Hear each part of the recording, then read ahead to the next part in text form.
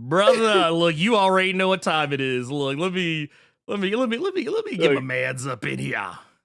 Let me get my Man, man's I up gotta get my in shit fucking here. back. Hold up. So first of all, real quick, I want to give a shout out. Because first off, we got the homie in here. We got the homie here, Daimon Hampton, out here. Look, I'm gonna put some respect on your name right quick.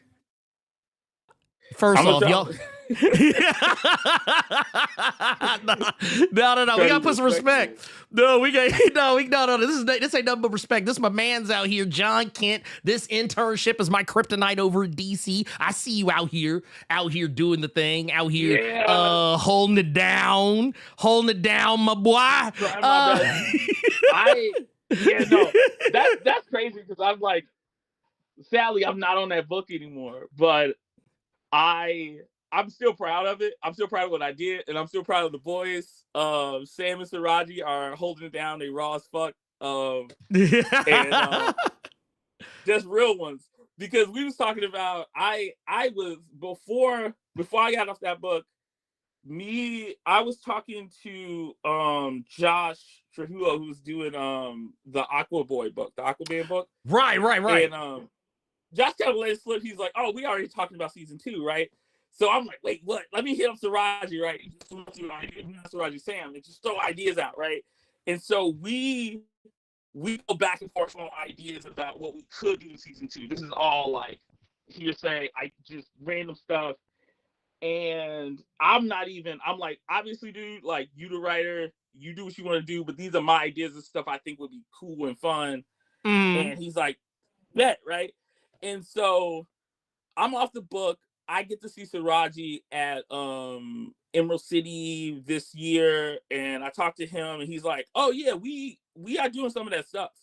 And I'm like, "Really? Like bet? Like so, like that's just the kind of the especially when you get to the level of working at the big 2 and they kind of just assign you with people, you don't know if the collab is going to be good. Like you don't know if it's going to be, the energy is going to be right. You don't know what's going to happen. So like, I feel really blessed in just being able to work with somebody who is like respectful of what I bring to the table and excited and like flexible. And I try to be flexible with him and try to meet like their expectations and stuff. Like I remember we did there's a chapter with Wusong where he has like he tells his version of a story that happened earlier. And Raji kind of had one JoJo reference in there. And I was like, let me do the whole thing as a JoJo reference. Let me just like try to ape Araki the whole time. And it was so fun. And it was like, I think I did a decent job on it. I'm excited for that book to be coming out like in print. I don't know when they're doing it. They tell us last for some reason, but like we'll find out. We find out. What they trying to keep secrets? Are they trying to keep secrets? I don't know. It's like you gotta hit them up and stuff and be like, "Hey, what's going on?" Like I hear all the time people's like, "I was the last person to find out," like, or like they found out about shit through the solicitations, and I'm just like, okay, I guess I'm gonna hear about it when I hear about it. I'm not worried about it. I've talked to some people, just like who worked on it, so I know it's supposed to be coming, at least in theory. Okay. Who work like working like graphic design and stuff like that at DC. So it's coming down the pipe. Yeah, hopefully, yeah. Because I realize like a lot of people don't read webtoons. I have a hard time with webtoons. Like I think the only thing I was reading was Lore Olympus for a minute, and that's got a reputation. I kind of get it, and I kind of feel like, what like people are doing that thing where they act a little bit too sensitive, but like. Like some people are like, I have real problems with that, and it makes sense. And then some people are just like, I can't handle anything complicated at all. So it's like always a weird. See, I mean, I'm not gonna hold you. I'm not a big like webtoon dude. Like people are always telling me about webtoon like stuff, and I'm always kind of like, yeah. I don't know. I mean, if it grabs me, it grabs me. I think it's more like the format of it is usually kind of a lot for me, but I did enjoy when you were on John Kent, and that was like, I think that might be like the first, like, I think other than Sanford's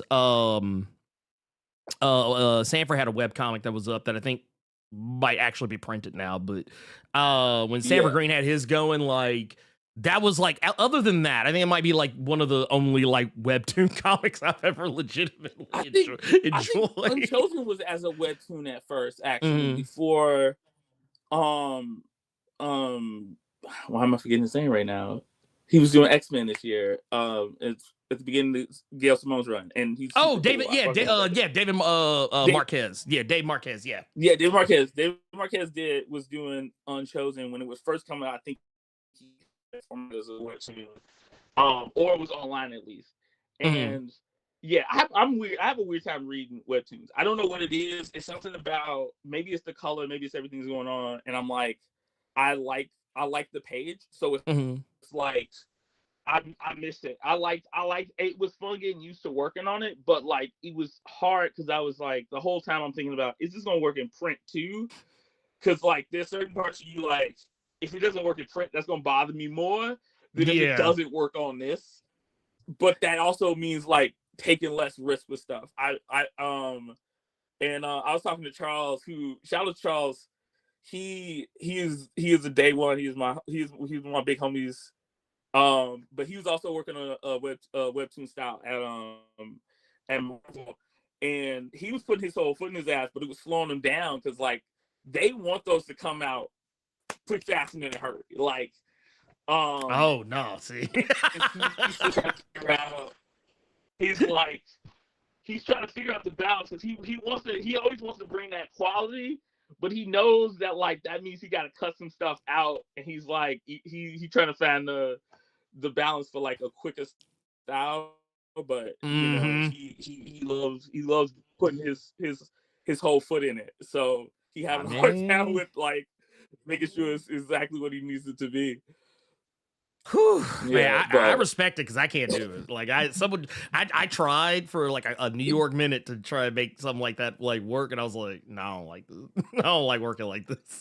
yeah, it's some people who can do it. Like, Mm. more power to them, because it's so funny because people be like, "Oh, comics are dead," and I'm like, it it's. I hate when people say that, because one, like, comics have been stable for like a really long time. Yeah.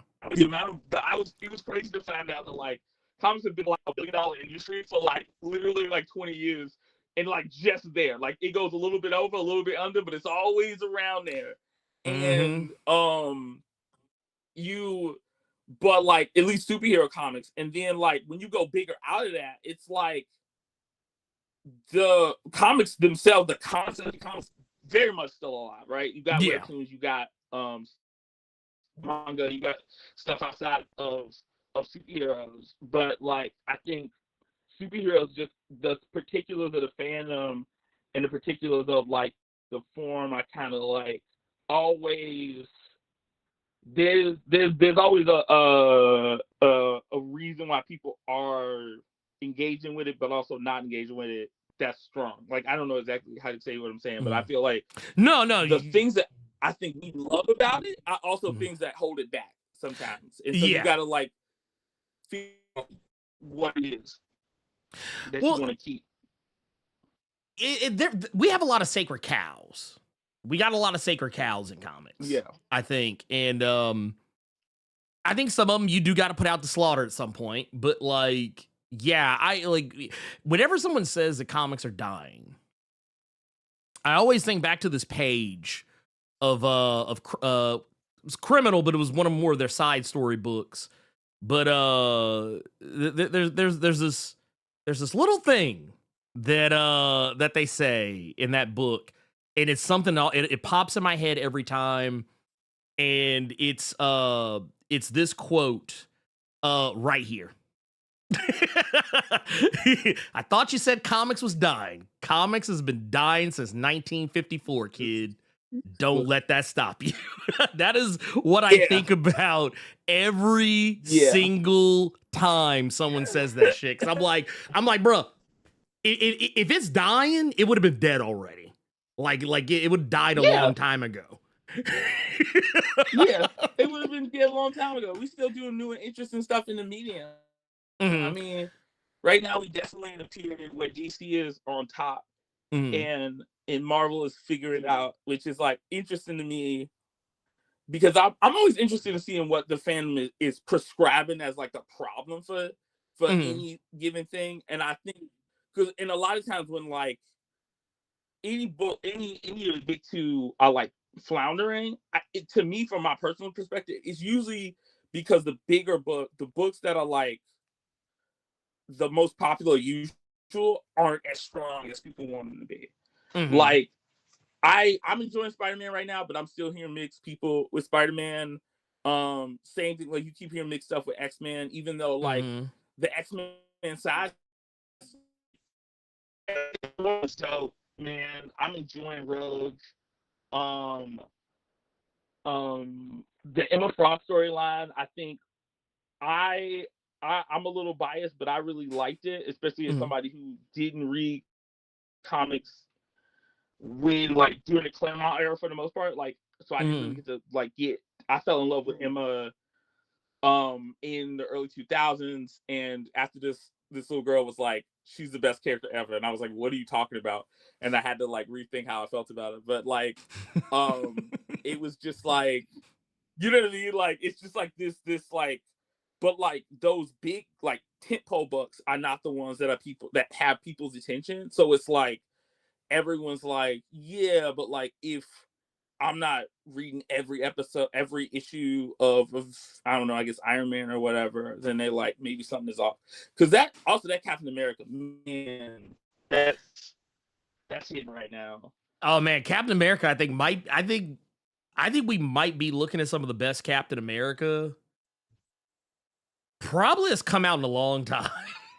Like in a long time. Like, and this is some like good short runs, but like nothing that quite hit the balance that it needed to. Because I feel like the Ta-Nehisi Coates run is good, but it didn't have the balance of like bombast and like deep storytelling. So like people was kind of like, and then also it was Ta-Nehisi Coates, so people was kind of like feeling some type of way. They was coming in with a lot of heat.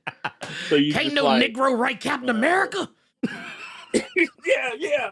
Oh man, dude, I've lost all patience for anybody complaining about a black character. Like I used to be like, oh, you know, I understand everything going around it. Y'all kind of just reacting, but like, I'm done. Like, you tell me you don't like so and so, I'm like, I get it. You know, you got your clan robes in the closet. That's cool. If you want to just keep it away from me. Look, I got the little hood, got a little bed sheet with little eyes cut out and everything. It's crazy. Like, you know, it's irritating. It's irritating because because people have all these narratives about it. I'm like, that doesn't make any sense. Like, and it's not just like any character. I was thinking about this I was thinking about the other day, for example, right? People will ride Cyclops' dick for like ever, right? Like they're like, he's the best character in the whole world. I know he's a favorite character of yours. I'm not doing that to come at you. No, you good. I get why people don't like Cyclops. But they act like it's not because they put time and energy into and he gave a shit about, but because he is him. He just is him. He got those powers, and you like, bro, like you give his powers to anybody, and you don't give a fuck about that dude. Like they're not inherently interested. What are you talking about? But if we talk about like somebody like Bishop or Jubilee, and everybody's like, I mean, what's cool about them? And it's like, what you mean? Like, just the fact that y'all messed up that like Bishop was supposed to be Aboriginal, but now he also a Black American. Now you got a story in that he's from the future. Who the fuck is his parents? What are they doing? How did they get together? Like, well, you know what I mean? You take his dad, you know, like you turned him into like pro-mutant revolutionaries with a point. Then Bishop coming back, he meets his father and mother for the first time, but they on the opposite side. And then we're like, wait, what's going on? What choices is he gonna make? That's interesting. Right. Like, oh no, man, he bald now, and last week he had dreadlocks. Don't ask how that works. Look, man. Look, man, look, Bishop has Bi- Bishop's one of those characters that I feel like, depending on when you like encounter him, man, ain't no telling what the hell character you about to see. Like, but I will say this in so much that like his core personality, I feel like has largely been pretty consistent, minus like maybe a couple of like missteps. But like, yeah, the thing Yeah, is, people have to understand that, and I think this is a huge, probably one of the biggest problems within like the internet comic community is that when one yeah. person thinks that they don't like something, they assume everybody hates it. And Oh, I've yeah. encountered that so much, because it's like, even like Spider-Man, you were talking about Spider-Man a minute ago. Same. It's one of those things where everybody was saying that, oh man, this amazing Spider-Man, like when Zeb Wells was on, everybody saying, man, amazing Spider-Man, this ain't it. This ain't it. Who did this? This ain't it. But I was like, man, look, somebody out here lying. Cause Bro, that book's still selling. like matter of fact, they dropped the comics, the webtoons. Marvel dropped the webtoons, and the run they chose was that Spider-Man. There's no way everybody wasn't reading that. There is no way. Because like you found that they was purposely going through the line. Like it was all over the place as far as what was getting turned into webtoons. And they chose that run? Crazy. And like and this is the other thing too. Y'all fans are not incapable of learning what it takes to read the comic the way that we do. Like the way that like creators do. You can read, if you read Understanding Comics, Making Comics, Comic Cloud, that'll give you the vocabulary to like actually be able to like start to talk about these things for real. But people are more interested in finding the buzzwords that everybody is using, repeating that, and trying their best to sound intellectual. And it's like to the point where like nobody actually has an argument about why they don't like these comics. I'll tell you point for point what I do and don't like about that run. For me personally, because I read it and because I thought about it. It wasn't because I was just like, oh, Spider-Man and Mary Jane need to be together. And it's like, if that happens, my whole world would be complete. And it's like, first of all, not everybody, if they put them back together, that's not going to be immediately the best run of your whole life. Like, it's just not going to happen. That's not how it works. No, there's been plenty of shitty Spider-Man runs with Mary Jane and Peter Parker together. Yeah. They got shit to do with nothing. Like, it's like, and it's a challenge because a lot of times in comics, comics is one of those art forms that's not really treated like an art form. So like people don't come in expecting to be challenged completely. Even if you do challenge people, and Scott Snyder talk about this on his like class thing that he does.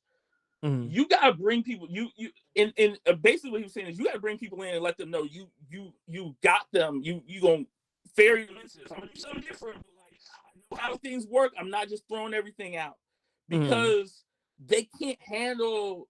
And part of the reason because they can't handle that. They can't handle like, oh, I'm gonna challenge you a little bit. I'm gonna do something different. And we are in across American storytelling, like pop culture storytelling, the story is how people get together. It's not how they stay together. So we don't have a framework for like, oh, this is what a story about one person who is in a couple and their partner is a part of their life, and that like what that looks like, and they like a strong couple. Like there's no like framework for that we all have. Like if you watch certain shows or like read certain things, but like most of us are like we used to the tension of will they, won't they? This is why like you get cheating storylines and shit like that because it's like, well, they can't. It's hard for people to create tension when the characters are supposed to be in a good relationship. This is why for a lot of people, even though I think Jonathan Hickman's depiction of Mary Jane in Ultimate Spider-Man is actually pretty. It's really good. She makes choices and she helps Peter make choices. And she has her reasons for those things. Like I didn't even know Mary Jane had a fucking sister until then. You know what I mean? Like it's like, wait a minute, this motherfucker got she got peoples. That's how right? I was. I was like, oh, that was it. I was like, Aunt Anna, she a lovable curmudgeon. That's pretty much all I knew about Mary Jane, and her daddy ain't shit. That was all I knew. So like having using their relationship to develop Peter as a character, but she's still a secondary character in that. And so people were like, well, she's not doing anything. And it's like, yeah, because like you wanted a Spider-Man book. So they talking about Spider-Man, and Mary Jane is a part of that experience, but she's not the focus. But then at the same time, everybody's like, well, she can't have powers. And it's like, it's at core about people with powers. So if you want her to be involved, she got to be able to do something. She can't just be around like, I got big ass titties, go daddy. Like, that's not a character. Well, you know, it's the CWification though of superhero storytelling that I think I honestly I feel like CW kind of slick was like the best and worst thing to ever happen to superhero storytelling, because I think it taught a lot of people who don't really engage with comics on any like normal level. It taught them what stories would look like on the CW, but didn't prepare them for what they would look like in an actual like comic book format. Because like if you go on the CW, everybody's got powers. Every show, didn't matter what it was. At some point, the main guy was not the only guy with powers. All of his friends got powers, or they got like a suit, or they got a belt, or they got like a magic stone, or they got hit with radiation, or they came from they got swapped with a alternate reality version of themselves that had superpowers. So it got to the point where there were no regular people really in that character circle. So it's like, so people are, so it's kind of made people think like, well, it's like you're either that or you're the motherfucker in the chair that like is in the earpiece and shit. So it's like the idea of what people that aren't the main character should be doing or would be doing, I feel like some people just aren't, you kind of like said, they're not, they don't have the knowledge or the experience of reading comics for any stretch of time to really be aware of what should be happening. But it's one of those things. I feel like if people stepped outside of like the norm, like step outside of like Big Two, go to like a Boom or an Image or somewhere else, a Dark Horse, whatever, and maybe read some stuff that isn't exactly like cape shit. I feel, which don't get me wrong, I love cape shit. Yeah. Oh yeah, me too. I get what you mean, Capes Anonymous. I'm. Yeah. But no, they need that. Shit that's outside the indie cape shit that takes interest and risk. Like I was Skeleton Boy and Skull Crusher and Skeleton Boy. That book was from a few years ago. I'm still not over it. David Lopez did Hammerhead and Iron. I can't remember the name of that book, but I love that book too. It was about this girl, her father had died. Her dad was a superhero. She was becoming a superhero. Her father died, and then upon finding out, right after her father died, she finds out that she got a half sister who he had with a supervillain, and her half sister is like, "I'm here to fuck shit up," and it's a fun book. Like it's a good read. And I was like, I'm still trying to get him to sign that because every single time he comes to Chicago, I like miss it. But but yeah, like you and this, and I do the CW point because it's interesting to me because I think about one of the things that I feel like people don't talk about when it comes to writing is they want to put everything in a hierarchy of like right now people are casually saying that episodic storytelling is the best because we had a fad of serialized storytelling for a long time, right? And now everybody's kind of going in the opposite direction. But the reality is there's just strengths and weaknesses to every format, right? And so like the CW, you had these hour-long shows and it's hard, and they're supposed to keep going. They're supposed to be between two episode seasons for an hour, and they trying to go as long as they can because we saw what happened when it works out. Supernatural, that was like 17 seasons. I didn't even know how they did that.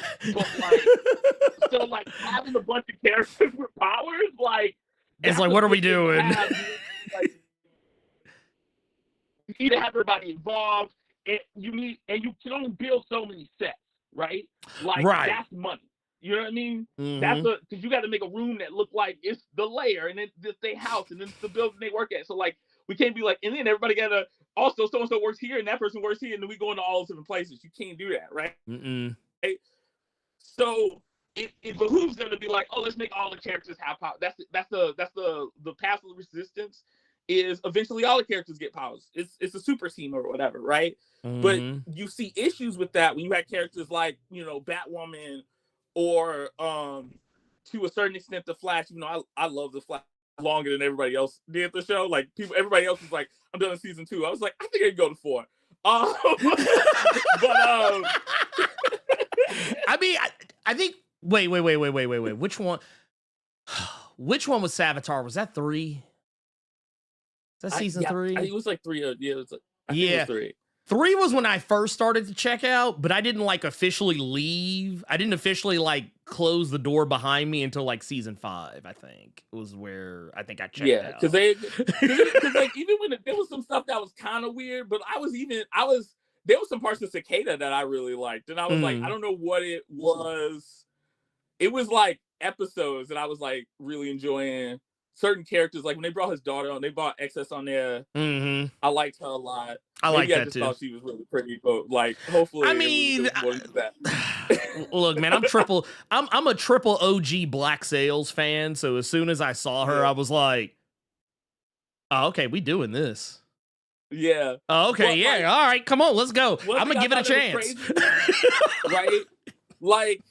But then you see like the prestige models, right? They started doing that on let's say HBO Max. There was a DC thing, but I can't remember what it was called. Right?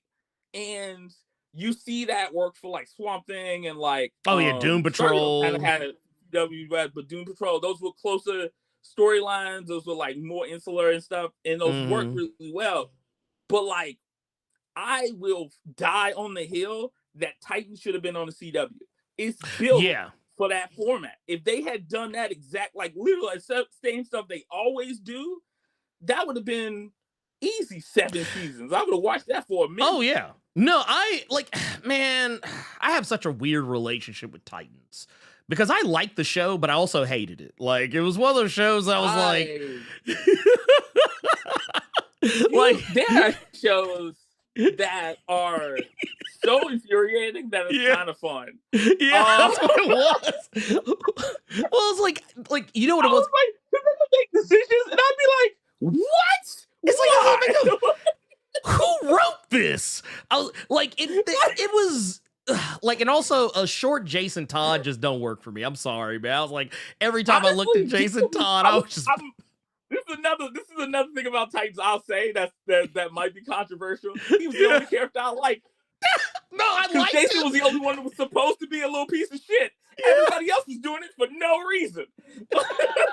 Like, I liked the actor, I liked the job he did, but every time he stood next to somebody else, I was just like, oh man, short king Jason Todd ain't it? I was like, like he was cool till he had to stand next to like once he stood there, I was like, you know what? I'm shocked they didn't just make him Damien. I was like, he may as well have been Damien. He was so short. But no, like there were parts of it I was just like, because like I remember when like the whole like man, fuck Batman. Like I remember when that was like the whole thing and everybody, I was like, I promise y'all, I was like, the context of why he is saying it is not as edgy as the delivery. I was like, because everybody's like, oh, he's just saying fuck Batman. I was like, no, I was like, there's literally a good reason for why he said it, but it's like, man, I was like, y'all probably should have let that line not be in the trailer because it messed it up for everybody. It messed it up for everybody that was trying to like be like, man, just give it a chance, bro. Just give it a chance. Oh man. No, and that's the thing too. Also, I was like, let me just watch the show first before I'm like making any decisions. So I got to like season 2 before I was like, no. The thing that had me off put was when the first thing that messed me up was Hawk doing cocaine. That was wild. That was that was too much. I was like, calm down. What are we doing?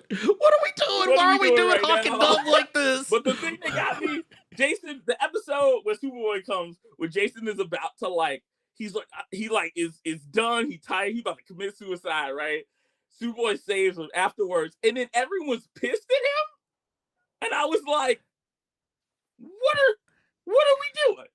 I was like, bro, what is this bullshit? Now, you know what? See, I'm relitigating everything in my head right now, and I'm just this is the thing. I know if I started watching, like, if I went past season 2, I know I'd keep watching just so I could sit there and complain about it for like 3 hours. Like, it's one of those shows where like they make so many decisions that I don't agree with in such a way that I'm like, it's entertaining to be mad about it. I will say, like, I did enjoy Blackfire. When they brought Blackfire on, I was like, you know what? Yeah, I didn't get that far. Yeah, I was like, you know what? Maybe I'll hang around. I was like, maybe I'll hang around. This might be like, cause it just, I don't know, man. I do agree though. It should not have been on the DC Infinite app or HBO Max or whatever. It should have just been. If that show was on the CW, I don't think anyone would have batted an eyelash. I don't think anyone would have thought any differently. You swap that Batwoman, it would have been way better. Like, we would still be talking about how much we love both shows. Like, because they're in the right place. CW, it's a teen. It's Teen Titans is a teen drama already. It already is that. You already got a tech dude and a funny one, and one that does this and one that does that. They live in the same house. You just like every problem is solved immediately, right? Yeah. All of those things, and then you can sign everybody on. You don't have to sign anybody on as like a full-time lead. So like if we go off and spend a whole episode arc with one character as the main character and everybody else is a little bit like put to the side a little bit, or it B plots, we're not gonna be mad because I'm like, I want to see the Raven episode. Yeah, I want to see the Raven episode. Give me the Donna, give me the Donna Troy episode. I've been wanting that. I've been wanting that in my life. Exactly. So like, we don't have we've like got all the logistics and storytelling logistics and stuff solved right now. So it's like, why didn't we do that, right? But you know, it's easy for me to say that as somebody who is not working in production studios, not pushing shows, not dealing with executives and all this other stuff. I have all the freedom in the world at my house. You know what I mean? Well, see, no, but that's the thing though, and I think that's why sometimes, like, I don't. It's a dangerous thing for me to say right now, but it's why I do think that, like, not everybody, but I do think that some people are better suited to make those criticisms, because when people are too close to something, they can't step outside of it. And it's like, well, you know, outside looking in, I mean, yeah, it's easy as hell to, like, you know, diagnose some shit, but like, you know, I do think there is merit in it, because a lot of the time, not every time, but a lot of the time, you know, motherfuckers usually do be kind of onto something when they're like, oh, this is why this didn't work. And it's like, and you tell that to the people and they're going to be like, okay, yeah, we didn't see that. We didn't see that shit. I get that. And I think that it's, but I think my thing is, and the thing that people have moved away from because they're trying to get something out of it themselves when they give these criticisms. It's more about like getting attention online. They're not trying to give actual criticism. Yeah, you wanna, in my personal opinion, right? When it comes to me criticizing anybody, I'm like, I got to do all the research. Like, I got to do all the work. I can't just be like, I can tell somebody why I don't like something, but like, if I'm really like, oh, I think we could solve this problem or we could do this thing, I need to like know as much as I can, and pay attention to everything everybody's saying, and then be like, okay, cool. Like, within the confines of this thing, what can we do with what we have? Not like, oh, why don't they just do a whole legion of superheroes on TV? I don't understand. Like, it's 38 of them. Just man, you know how fucking nasty that show would be on fucking budget alone. It's like not. You know what I mean? It's like, I've seen so many takes like that from people where you like, Man, they ain't give Lightning Lad no time. I get that you understand that Disney is worth billions of dollars, but not having a budget is not how you make money. No. And if you don't make money, we don't get to keep watching shows. Like that has to be a practical consideration if you making suggestions. Like be like somewhat aware. Like I've seen people who've been online for years talking about movies, saying things that don't make sense. Don't ask me where such and such movie is a year and a half after they announced the movie was greenlit, and they don't have a script. You know how long a movie takes, right? You're like, that's not a secret. People have gotten spoiled. Is the problem? But I will say this, because I want to. Yeah, speaking of spoiling, I want to spoil the audience. And by spoil, I mean spoil with good stuff, because it's easy for us to sit up here and say coulda, woulda, shoulda, da da da da da da da da. However, because the criticism people usually love to throw is, well, why don't you make your own shit? Well, we can say, but aha, that's where you're wrong. People are already making their own shit, and you have done so. Well, you actually do a lot. I more than I think people might be willing to recognize. But I will just say that for anyone who is uninitiated, I know I mentioned that you worked on John Kent. This internship is my kryptonite earlier, but you worked on multiple other titles. And just for clarification's sake, because I was like, wow, I didn't realize he had this many. But I was like, you did Rewrite, you did the Become series, which by the way, I do have links to these in the description for this video, so y'all should go check that out. I don't know. I think you'll enjoy them. I did. I would also say, you've got Stellar Remnant. Yeah. And issue 1 has already come through. We're now on issue 2. Yes. And here, and I want to bring this up because here, I'm gonna tweak some things, because apparently all of my scenes got totally like fucked off. In the time frame that I could have or should have had them ready, they have all like gotten completely and totally bonkers, messed up. Technology at this point, like I feel like they always like show us a bunch of magic when they like announce this stuff, and then you start using it, and it's like nope. Why is this happening? What's going on? Like oh man. But no, like you have done a fantastic job doing something that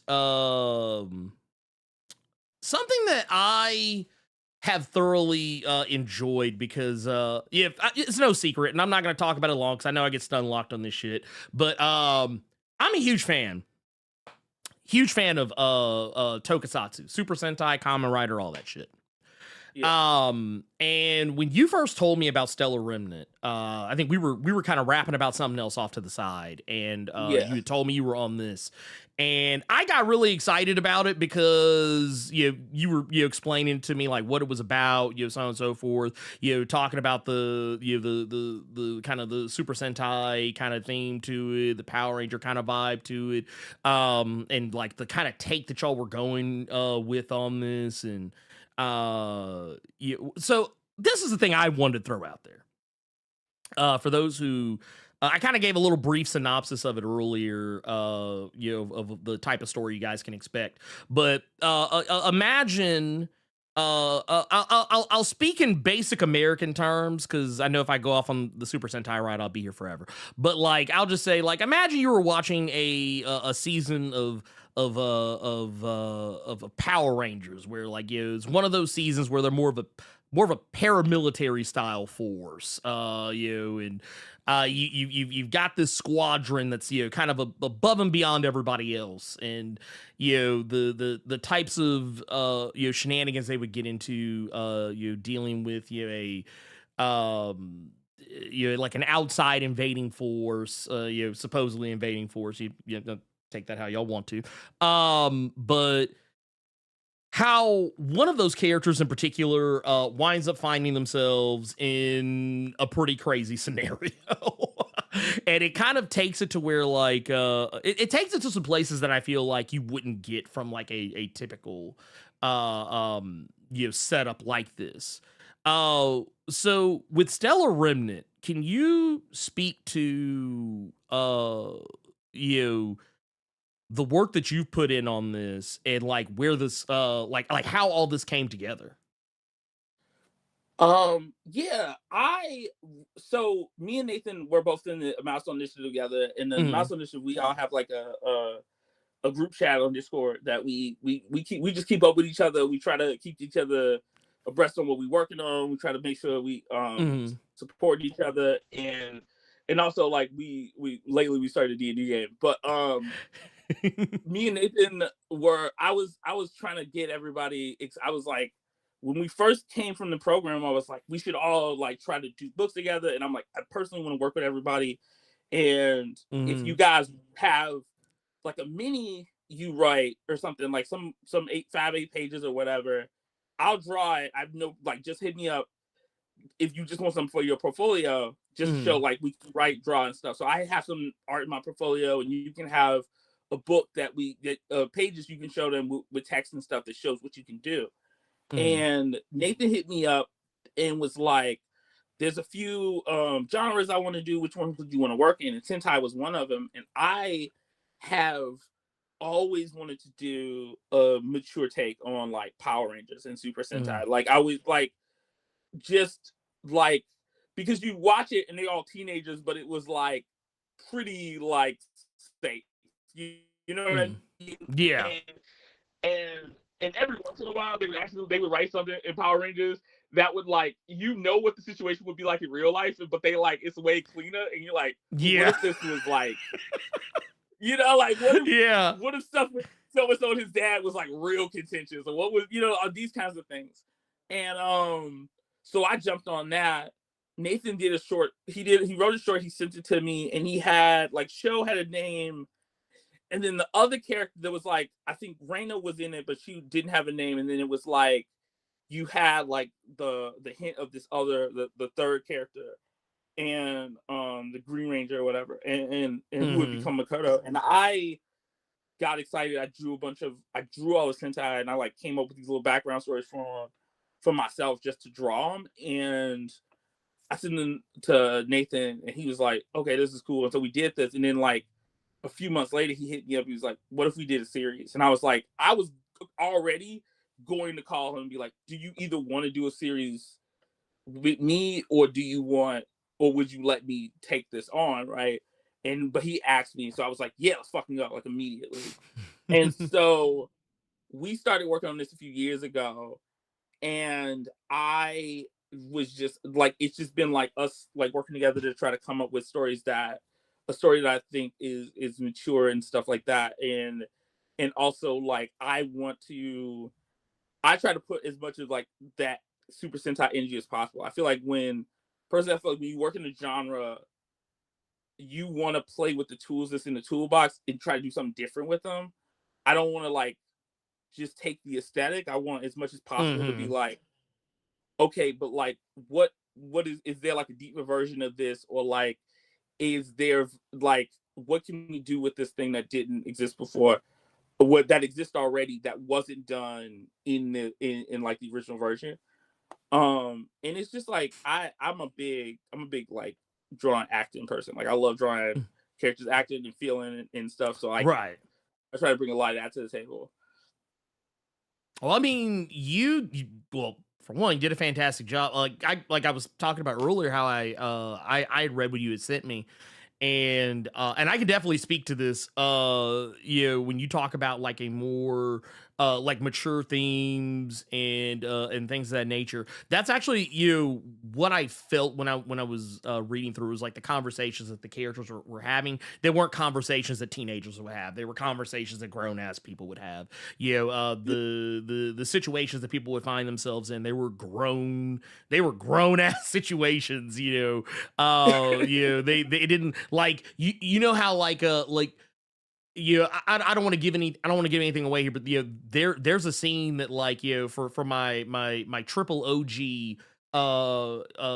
Power Rangers heads, like, if you were that guy that always kind of wanted to see the characters on the show that had like relationships, the few that did back in the day, I guess like a Tommy and a Kimberly, like, oh man, they don't never really, I mean, they're a couple sort of, I guess, I don't know, but they don't really act like it a lot, I guess, for as much as this is a kid show. And they can't take it too far, but like you see stuff that's kind of like similar. But like it's the it goes more through into their relationship as opposed to not. The stuff that happens, when some of the characters are talking about their backstories and kind of elaborating on why they are the way they are things that, like, it's subject matter that you would not have seen in a you would not have seen in a Power Rangers series. You wouldn't even see it in a Super Sentai series. Not really.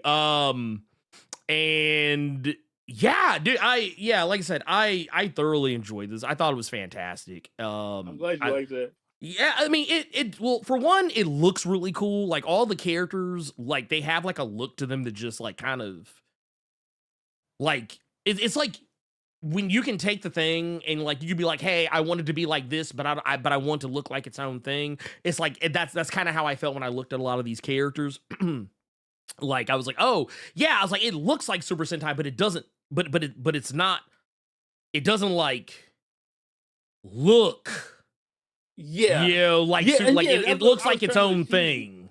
Yeah, it became like, and I was talking. That was the thing. Like, early on when I was first coming up with I was first trying to figure out the character designs. I was like, I was having problems, and I'm like, the first ones did kind of look. They looked like goofy, and it kind of looked like I was just like a bad version of Super Sentai. And I really had to like come up with backstories for everybody, because I was like, once I was like, oh, what if, this person is this way and they have this thing, then the costumes kind of was like, it became easier to make costumes that felt like it matched the characters and they storylines and stuff, right? Yeah, like once you got the personality locked. Yeah, it allows me to like understand why certain decisions I made and stuff like that, and also build on stuff. Like, there's like there's a little bit of this in here, but like certain characters, like the way that they costume the powers work, at least in my head, like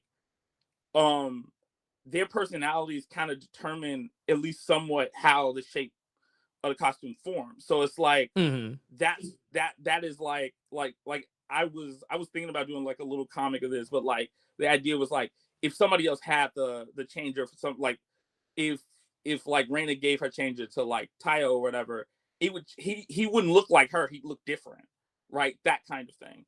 So like those like details make it easier to like design the costumes and stuff like that, and to figure out where everybody lands and how they look, and to make them look unified but at the same time unique, which is like, it's a fun test. It's a fun challenge to try to like figure out.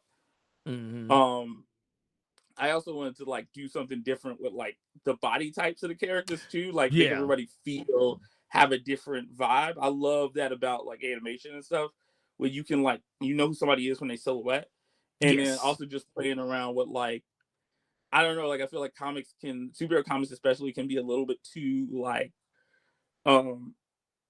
exaggerated and ideal when it comes to like certain body types of characters, to the point of it not really even mattering. Like, it's like, but at the same time, like creating this weird expectation for the audience where they're like mad about what Chris Evans isn't buff enough.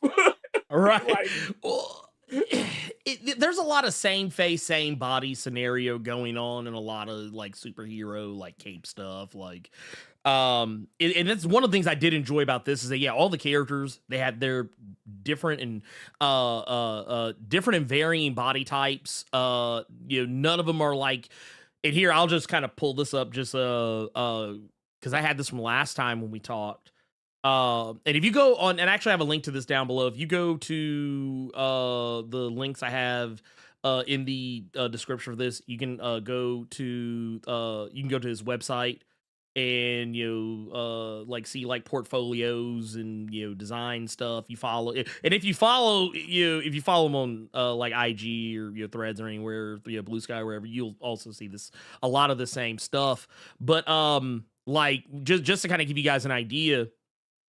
Like if you look like right here, you'll see like each of the characters very like there is a theme, but at the end of the day, they look very different. They're not samey. They have different like body types. They had like everybody is built in very different ways. Not everybody is the exact same freaking height. Not everybody is the exact same because that is even something I could say about Super Sentai just like in general is that you do get a lot like it's mostly because we're talking about like they usually get the pretty very like attractive actors like to play these characters, but like yes they all have very a very similar look when they're in costume. But like here you actually see some characters that they're not gonna be or here let me go back to here they're not gonna be like the exact same like template all the way down. Like you showcase the different looks of different people, which I thought was a nice touch. But let me ask you this: when doing the second issue, because technically, once we get going past first issue, getting to this one, one of the things that's kind of going on. And I don't want to go into too much detail with it, because I want y'all to go back it and find out for yourself. But Show is going through some shit. That's a nice way to put it. He's going through some shit. He having a rough day. He having not just from like a Sentai perspective, but just from like a personal like just life perspective. It's like an everything bad that could probably happen is happening to him at like this like precise moment in time. It's a no good, very bad day. I think the way I've thought about it this whole time is Show has been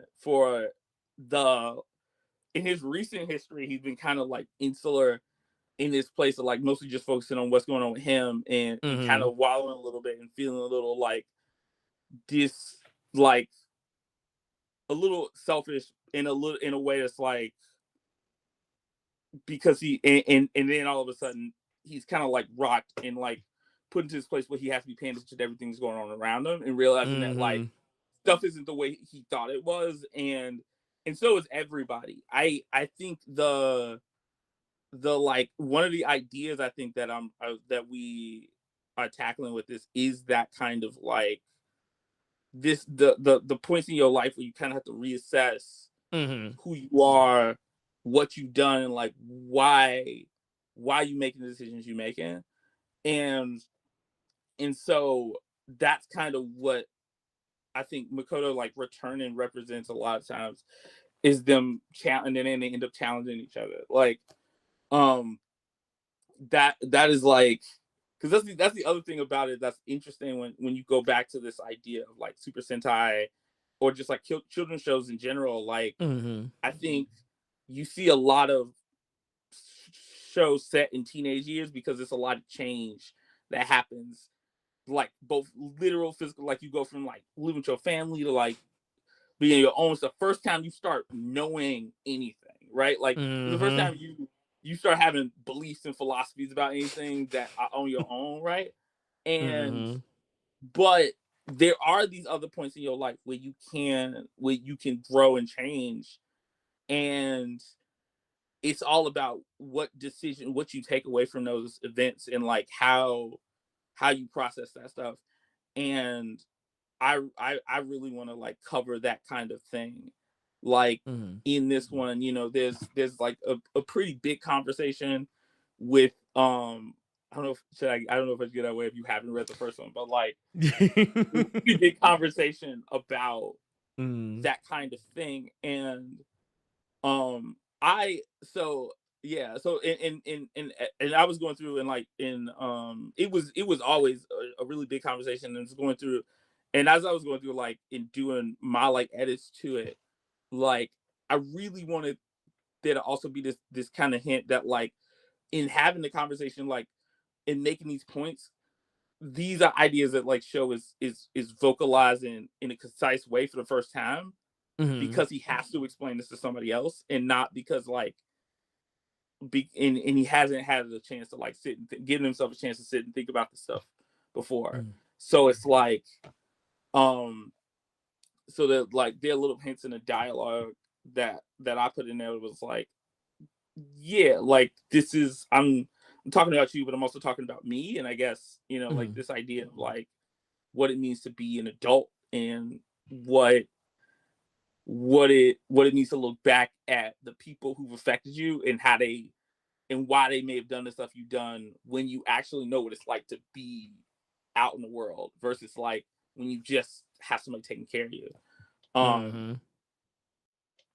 yeah, like I, I I always say I told my mom, I was like, you as a kid, like a long time everybody I kid parents always like, y'all ungrateful. And I'm like, I'm thinking about it, like I'm like, yeah, it's because you did your job. Like I you you don't get real grateful till you on your own in your 20s. Like you Right. you like cereal is expensive. They was It's right. like it's like, "Damn, toilet paper? Yeah. Is this expensive?" No wonder she was mad at me using up like a whole half a roll of the Cracker Barrels for one shit. God damn.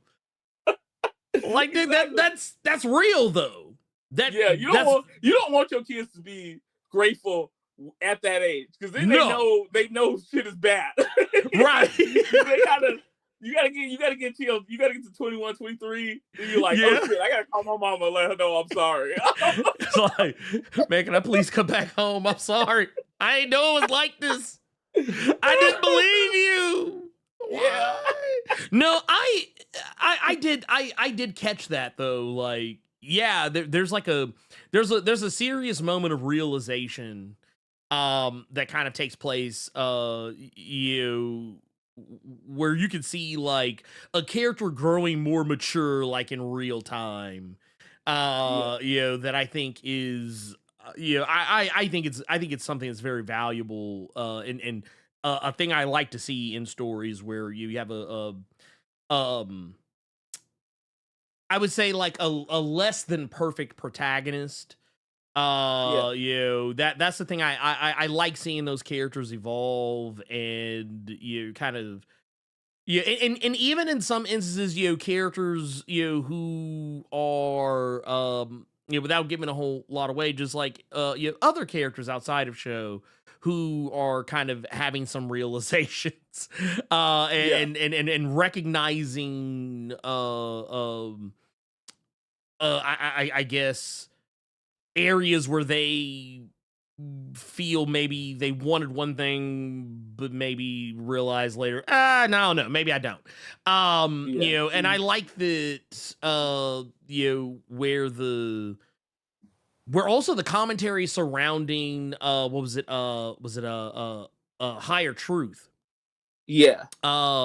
Where you are kind of led to believe that, or at least from one particular party's perspective, what higher truth is, but we're also kind of rolling around to that realization that maybe there's more to that, and maybe we're kind of edging towards learning more the other side of the story regarding that. And Yeah. I liked a lot of that. That was really good stuff. Yeah. No, and we definitely get more into that in 3. Mhm. And that's something I'm really excited about. I think like this is one of my favorite things about doing indie comics is you get to see a progression of art and like also like storytelling. Like I'm learning as I'm going. A lot of times I'm Mhm. always, and so like I'm really proud of 3 and like what happens. I'm proud of 2 too. Like I think it's a joke, Mhm. but it's like there's even more because like 2 was the one like two I would say got me the job it got me that DC gig, right? Like, Oh. and to a certain degree, like because I was working on 2, and then I took it to New York. I took a bunch of pages to New York Comic Con, and I was like asking everybody I could, Jamal Engel, Roberto Ramos, Mhm. who else? Goats. Man, there's a few other people who I love, who I got to show them my work and get they notes, and everybody was like, I had done this page actually, and it had all these. I put all these books in there, which was like this was like a lot of time, and I was like, but I read Don to Don, and I was really irritated because I was like, why the fuck can I read all these books in the background? What am I? I got to do this, I guess, right? Like I can't Mm. just like trying to come up with what's the name, and they're just like, do more of this, go, and so it made me go back in this book and add more backgrounds and then show Mhm. that to people. And then it was like also like the next pages was like, okay, let me do more background stuff, let me make this stronger. And that was like what I think got me the John Kent book. Also I like luckily enough I think that my style kind of fit what they was doing, because there's a Mhm. bit of a, I don't know, in mainstream American comics, like in the, especially in the weekly sphere, there's a bit of a like reluctance with like any style that has obvious anime influence. Mhm. People like kind of like scared readers won't like it, and I don't know. Now it feels weird. It feels very weird to me, like as a thing that Yeah. people are like, but it's like, will they like it? It's like, yeah, like obviously they will. Like y'all worried about this whole other industry. That's where I got all this stuff from. I don't know what to tell you. And Which is then crazy considering what I heard Jim Lee say, like, was just a few months ago. yeah. It's so funny. I remember you watching that video. I had to be like, because but that's also a weird question, because I think that like that question, for whatever reason, the question was about I think like the sales, and then people started talking about, in response, everybody started talking about which is better as art, and I'm like, It's like, first of all, that's not really, you know what I mean? Like, that's subjective. Twilight Like, sold a bunch. Y'all hate that. Like, what the fuck do you mean? Like, does that mean it was better than another book? Like, no, it's just, it sold a lot. It, oh, it, yeah. I was so exhausted. man, I I see so was many people. Man, my favorite thing, I was laughing because I was watching a live stream with White Manga, and he was watching Matt with 3T's video on the manga history coming to America, of it coming to America. Mhm. And White has he'll like stop it, be like, you know what they didn't mention?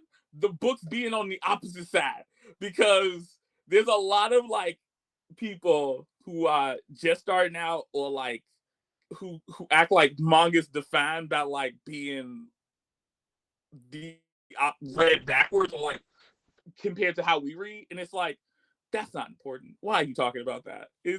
It really isn't like it. Oh, you know Yeah. what? You know what? No, you see, this is gonna start a like. Ooh, okay, so I'm gonna say, let me pull my soapbox out for a minute.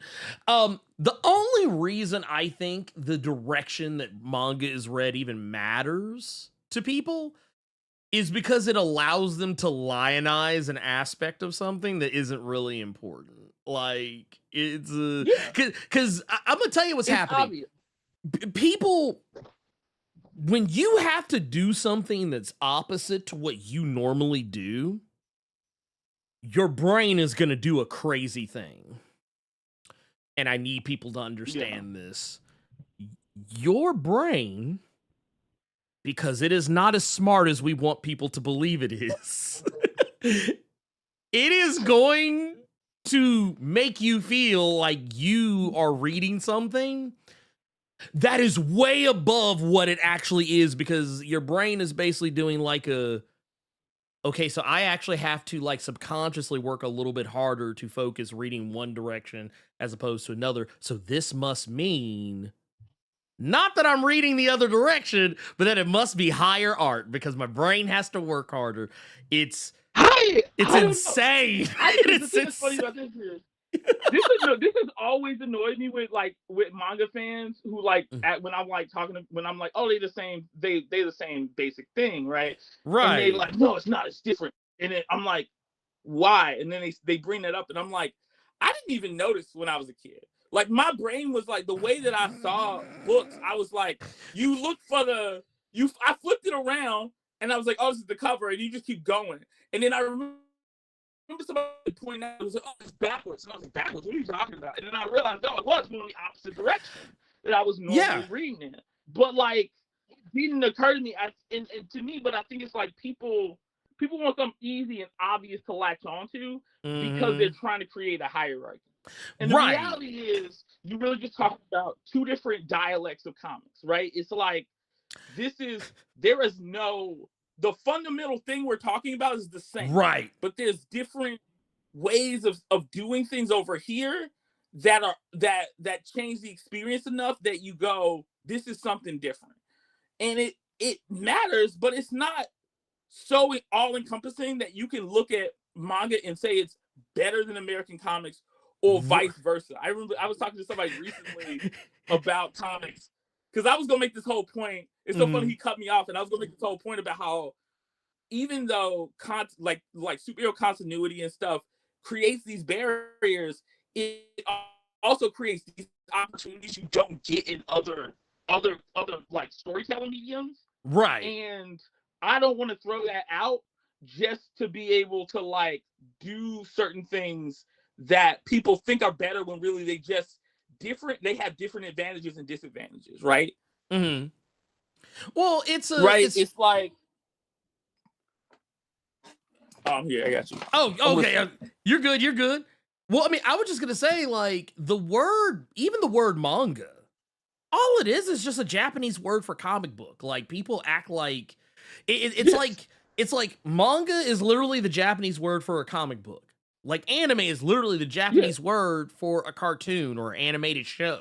And people take it because, oh, it's in another language. That means, it means it's different. It's different. It's not the same. And you brought up white manga. Yeah. That was something else that like I actually really appreciated that he was talking about. Like when people try to tell him that what he does isn't actually manga, it's just comic books. But it's like, no, what he does is in fact manga. Just because it's not coming out of Japan doesn't make it any less manga. Because I was even telling people, I was like, dude, over in Japan, they view what he does as manga. Yeah, they just call it American manga. Like or like whatever. It's not. Yeah, it's not important. Like that's not the point. Like people, and that's the thing. Like, people can try to make these all-consuming arguments that they can use in every situation and be dismissive when that's not how you engage with art. If we talking about something, you need to be talking about what we're talking about, not what category it fits into. No, what about this story in front of us is or is not working? And I found that like you can always like that's a more interesting conversation. It takes more info, like you got to learn more, but like it's a more interesting conversation when we talk about even the stuff we don't like. If you actually know what's working and what's not working, and why you was like engaged, or why you was disappointed, or what was going on, and then it becomes an opportunity to investigate yourself, because sometimes it's not really the work itself, it's what you bring to it. Like Freewind is really popular right now, and it is a good show. But there was something they did in there that it was so upsetting to me personally that it took me out, and I haven't revisited since. Like I want to try to watch it again, but I was like, I don't like that. Like, I don't like that idea, and it was like, you know what I mean? And you gotta like. I had a similar thing with Gachakata. In there. I'm curious what that is. I'm actually curious about that. I'm definitely on the hype train for that right now. Oh, I love the show. I love it. I love it. I don't want anyone to think I don't. But like, it's a plot point that comes up like later in the season, I think, or kind of middle of the season almost. Yeah. And like, it's just one of those things. I was like, I don't feel comfortable with this. And it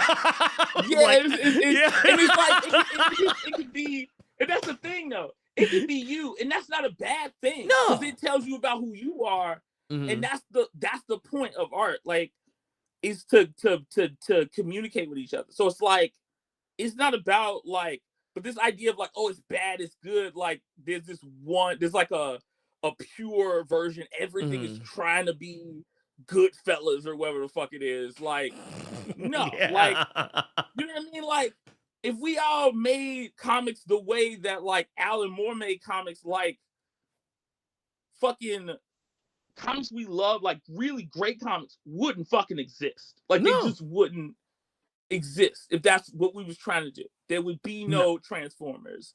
You know what I mean? Like, so shit, it's like, you wouldn't have X-Men. You would limit yourself. And honestly, I think that this whole us versus them versus us, or that versus this, whatever the hell. Honestly, I feel like if people spent more time focusing on the book itself, like focusing on the art itself and enjoying that art, engaging with that art, as opposed to trying to scrutinize it to try and sound smart on the internet, just because, I think, man, people would spend more time, or I think people would be having a much better time with both, because I'm like, it's funny, but I'm always like, dude, why is it motherfuckers can't walk and chew bubblegum at the same time? Like, why does it have to be like an either or? Like, I love manga.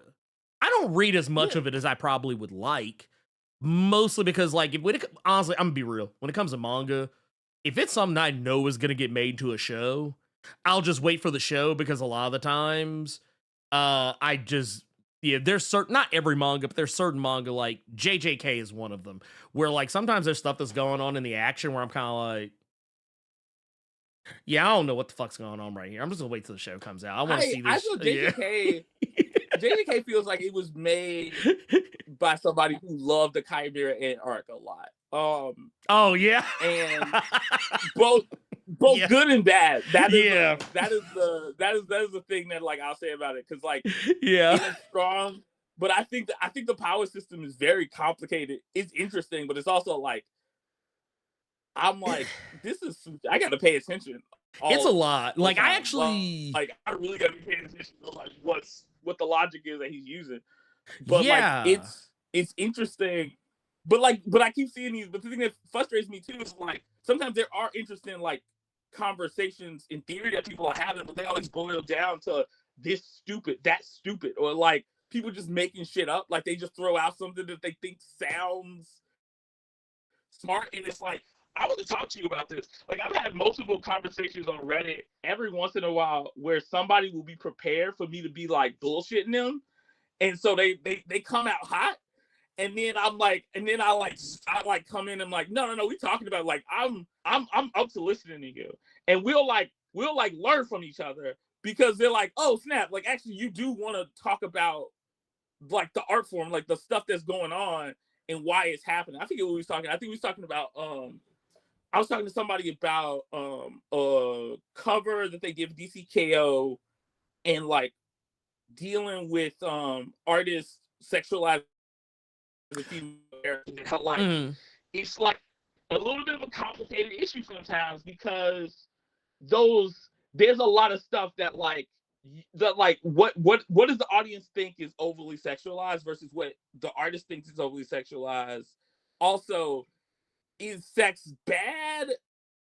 Are you saying like being like these kind of conversations start to like they all overlap with this moment, and it feels like so it's like because they was like, oh, they're trying to disrespect the character. I'm like, I don't think they are. I think you just like you recognize this as overly sexualized for you personally. So you like right, and you feel like that's disrespecting the character, and they're like, this is cool, and so you aren't connecting in that way.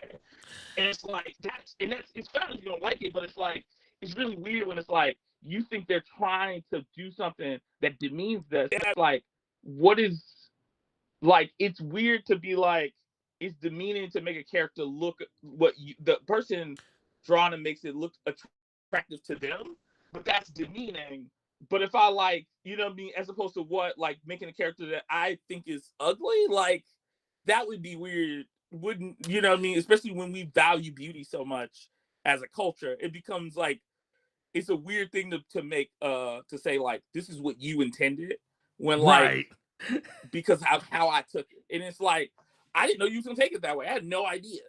You know what I mean? Yeah, because it's like death of the artist. Like if someone's gonna make up in their mind whatever it is that you probably intended, as opposed to like going off of maybe what you actually like intended. Like it's kind of a similar. It's kind of a similar thing I've seen. Like yeah. yeah, But that's the thing why I don't think I like the whole death of the artist like theory, because it is people like it when they've gleaned something from the art that is cool or interesting.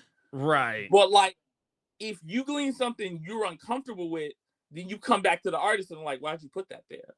And it's like, but I didn't, right? Like you like you know what I mean? Like at best I could guess you might feel this way. Like that's as close as I can. You might feel this way about this thing.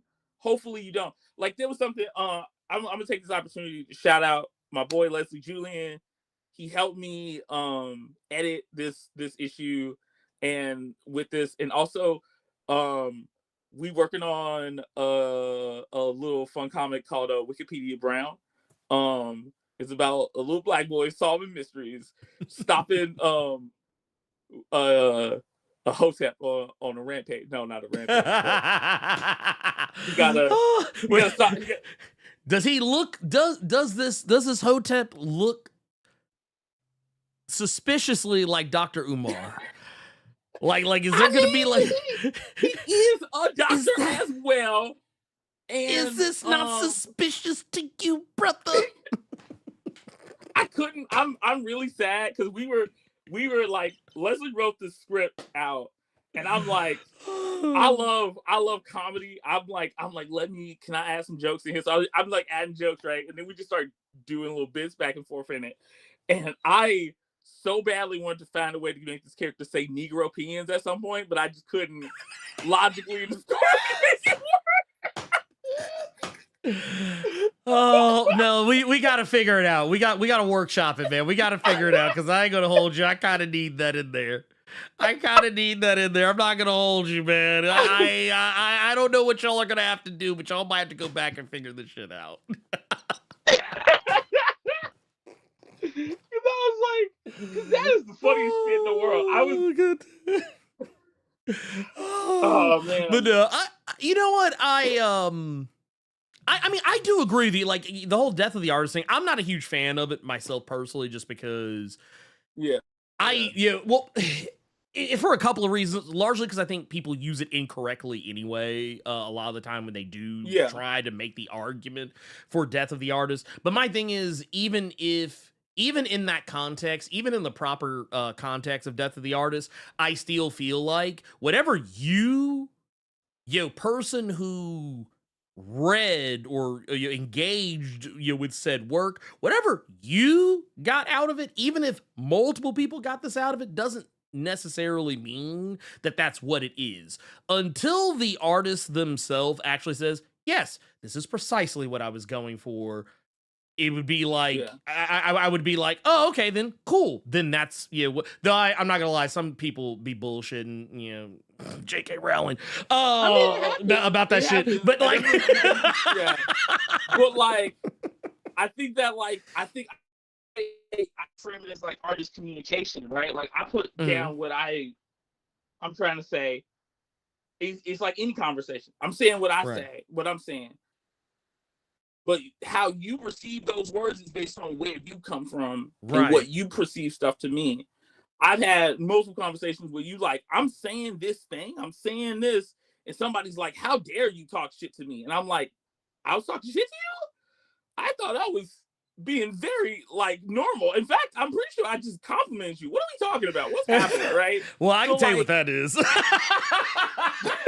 can tell you what that is. The average reading level. But it's like you. It's like, I mean, I know what you're talking about, but it's not even like, it's like the emotions and stuff people have, man. I told this one dude, I was like, I think I said something like, I don't know the problems. And he was like, oh, so you think I'm a problem? And I was like, what? No, I'm saying I literally don't understand the problem you're having. Like, I'm confused. That's all I'm trying to communicate to you, brother. Like, what is you talking about? Oh, yeah. I'm not gonna lie, man. That went on for hours, my guy. I've tried to develop a patience with people, but there is still a point where like I'm like, okay, I've got it now. I've given all the opportunities. You want a nigga moment. I am glad to provide it. I will let you have that. Man, look. Man, there comes a time, I think, in everybody's life where you are like, I always joke that it's because people have beneath a 5th grade reading level on average. But I mean, honestly, I think it's lower than that. But like sometimes, I think people just are too hasty to respond because a lot of times that's why I always tell folks a lot of time, like, man, okay, look at what I said, go back and reread it. Go back and reread what I just said.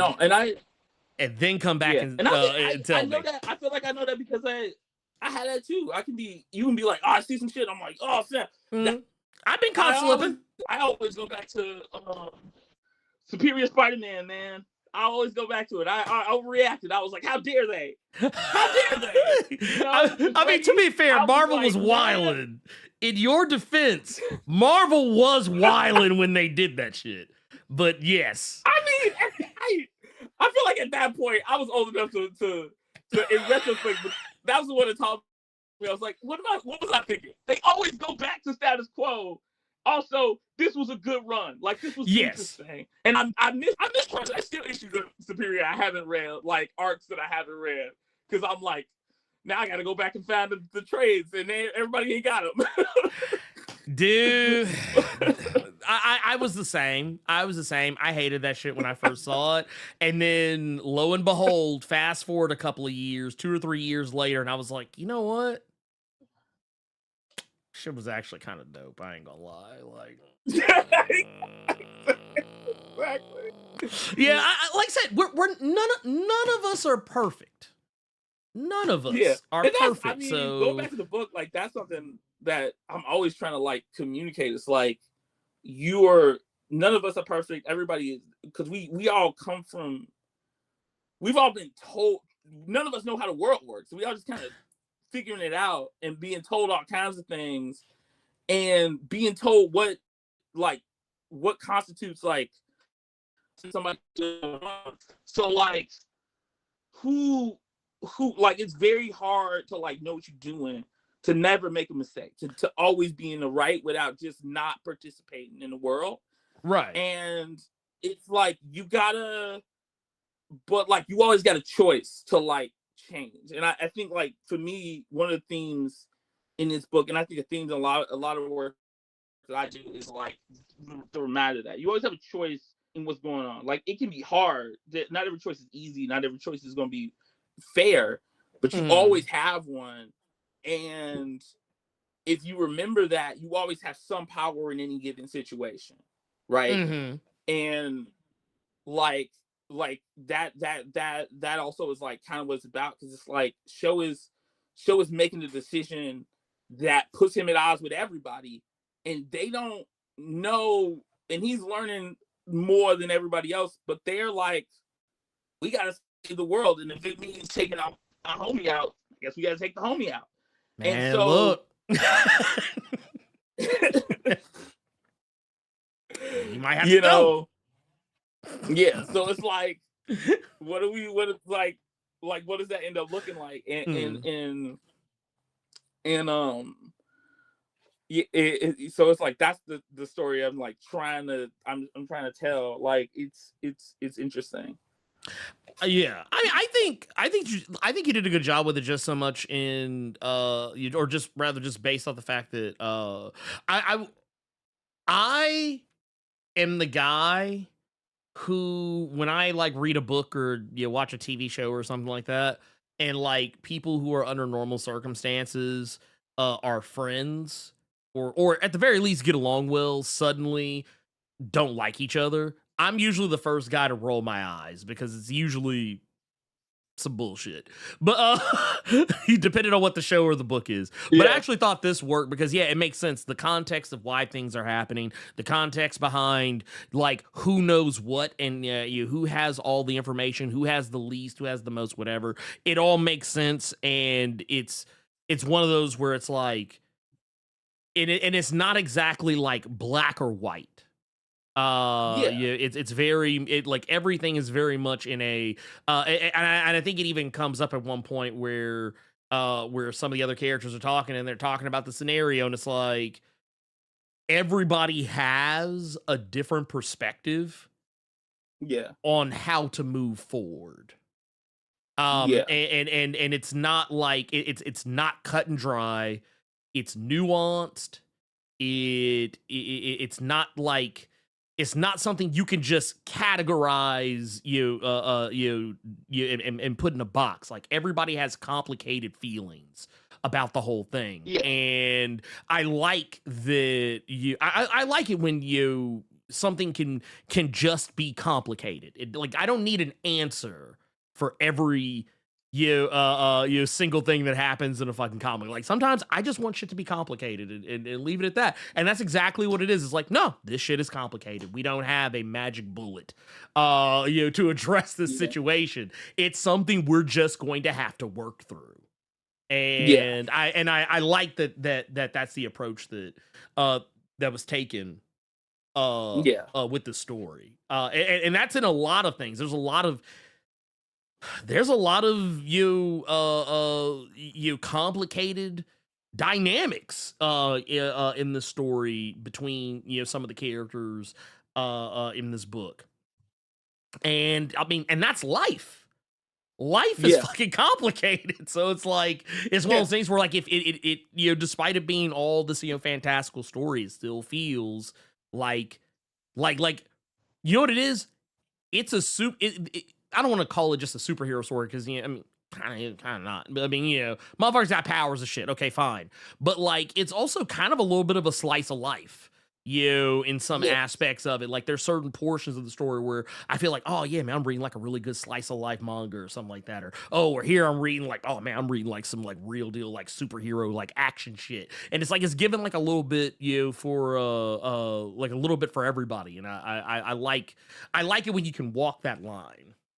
Yeah, no, that's something I really like to achieve, because I when I got into like comics, I started off with manga, then I got into superhero comics, and then I started getting into like indie stuff, and that has always been like a big portion of like indie comic scene has been like slice of life books, and or even if it's just like, even if there's like a mystical element, like right now Royals is out, and Derek Kirkham is one of my favorites. Him and Jin Wu Yang, like those are creators I've always looked up to.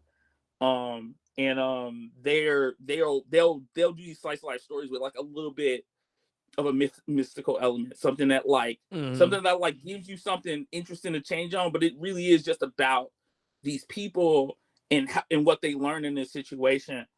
And like the tune, which was like about this guy who was like stagnant, and then he ends up in like a extraterrestrial zoo, but it stays about like him re-examining those relationships and how he got here and if he wants to go back, basically, right? Yeah. That's how I remember it. And like that kind of thing. And for me, it's just like adding superhero stuff makes it easier for me to talk about that kind of stuff. I'm always jealous of my friends in indie comics who like can tell just like regular slice of life stories, like no frills, like no, right. no like regular man shit. They just like, let me just tell you about the time like I learned about, my change in sexuality and shit. You're like, right. Damn, this is heavy. It's like, damn, this shit's crazy, bro. I'm like, no, I can't do that unless we add a robot.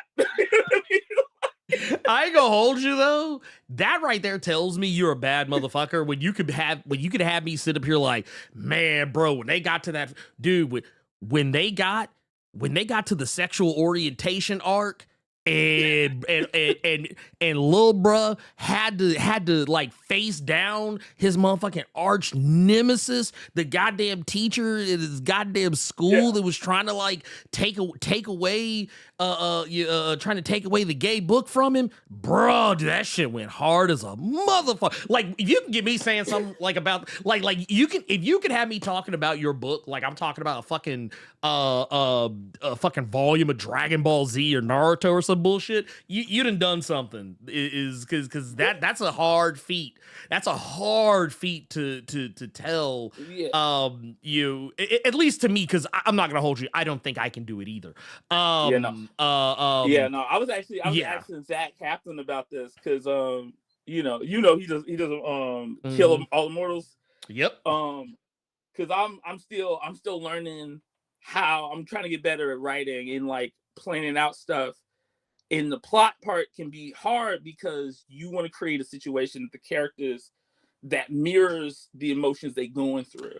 Right. And like, how do you do that? How do you make a decision on what that is and what they're dealing with? And you gotta I gotta be careful because I'm one of the few people that thinks they understand Kingdom Hearts. Like I'll get convoluted if I feel like if it's gonna serve me. So I gotta be careful. I ain't gonna lie, I felt that shit in my soul because I was like, look, man, I don't know what the fuck goes on in that goddamn game. Don't ever ask me about Kingdom Hearts because I'm just gonna look at you and just be like, yeah. They met Tarzan and then they make Goofy and now they in Toy Story. I don't understand. Yeah, what's the problem? Yeah. And all you got to do is just go play 358 over 2 whatever the fuck ever days. It doesn't make all. If you see, that's how I know you ain't real because you ain't. See, that's how I know. I know you ain't real. Yeah. Yeah. See, you just thought you could play 1, 2, and 3. You just thought you could play 1, 2, and 3 and be done. Nah, man, you got to get all of it. Yeah, you got to get all of it. You got to go. I can give my whole spiel, but that's for another day. But it's like you gotta. But as a writer, like you was talking, you had your video about like making your own comics is great. Because as a writer, you gotta learn your strengths and weaknesses, man. You gotta learn, and they come from your taste. They come from the stuff you read and like already. So it's like if you got to think about the stuff you like that other people have never understood and why you like it, and like consider like if something fits. Like we was talking, I think Leslie gave me some notes the other day on this script and like finalizing it, and there was some parts where he was like, do you want to do this? And I was kind of like, I got a reason for this. I think I'm gonna leave it in there. You know what I mean? That kind of thing. Because it was Right. like, but you got to make that like when somebody gives you something like that, you realize like people might read this and get something from it that you not necessarily prepared for. And that's Right. a little like, so it's like, how do I make sure that like that I give at least all the pieces necessary for people to understand what the point of this was, and it's not just like random nonsense or like just me, you know, toot my own horn, like, you know, some isekai stuff where they like Like you just waiting for stuff. Truck Coon like, to show yeah, up. no. I was watching. I was one of the people. I was defending Mashoko Tensei. Then they got to season 2, and she looked this man dead in his face and said, "You can have another wife." And I was like, "I can't. I'm not doing it. Like, We're not doing it." Look, wait, what? See, I can see it right now because, like, I imagine a lot of motherfuckers just, like, they turn to the fucking video of LeBron just packing his shit up to be like, yeah, yo, yeah, let me get my bag, let me get my man bag real quick so I can roll up out this motherfucker because y'all ain't serious. Yeah, but I get that. I like I've tapped out on some shit before. Be like, okay, yeah, all right, yep. yeah. It's been real. Like, it's been real. There was yeah, because there's something about failed potential that's very disappointing, man. There's a few, and we know that a lot in comics. Sometimes like somebody will introduce an idea, and they like, and they'll trust the next writer to run with it. They like, I gave you something, you gonna do something with that. The next person like they blew up in a fire and died. Yeah, it's like, man, get this bullshit up out my face, man. Shit, I'm telling my story. We see, I mean, honestly, you see it a lot in Big Two comics. Honestly, I think you see it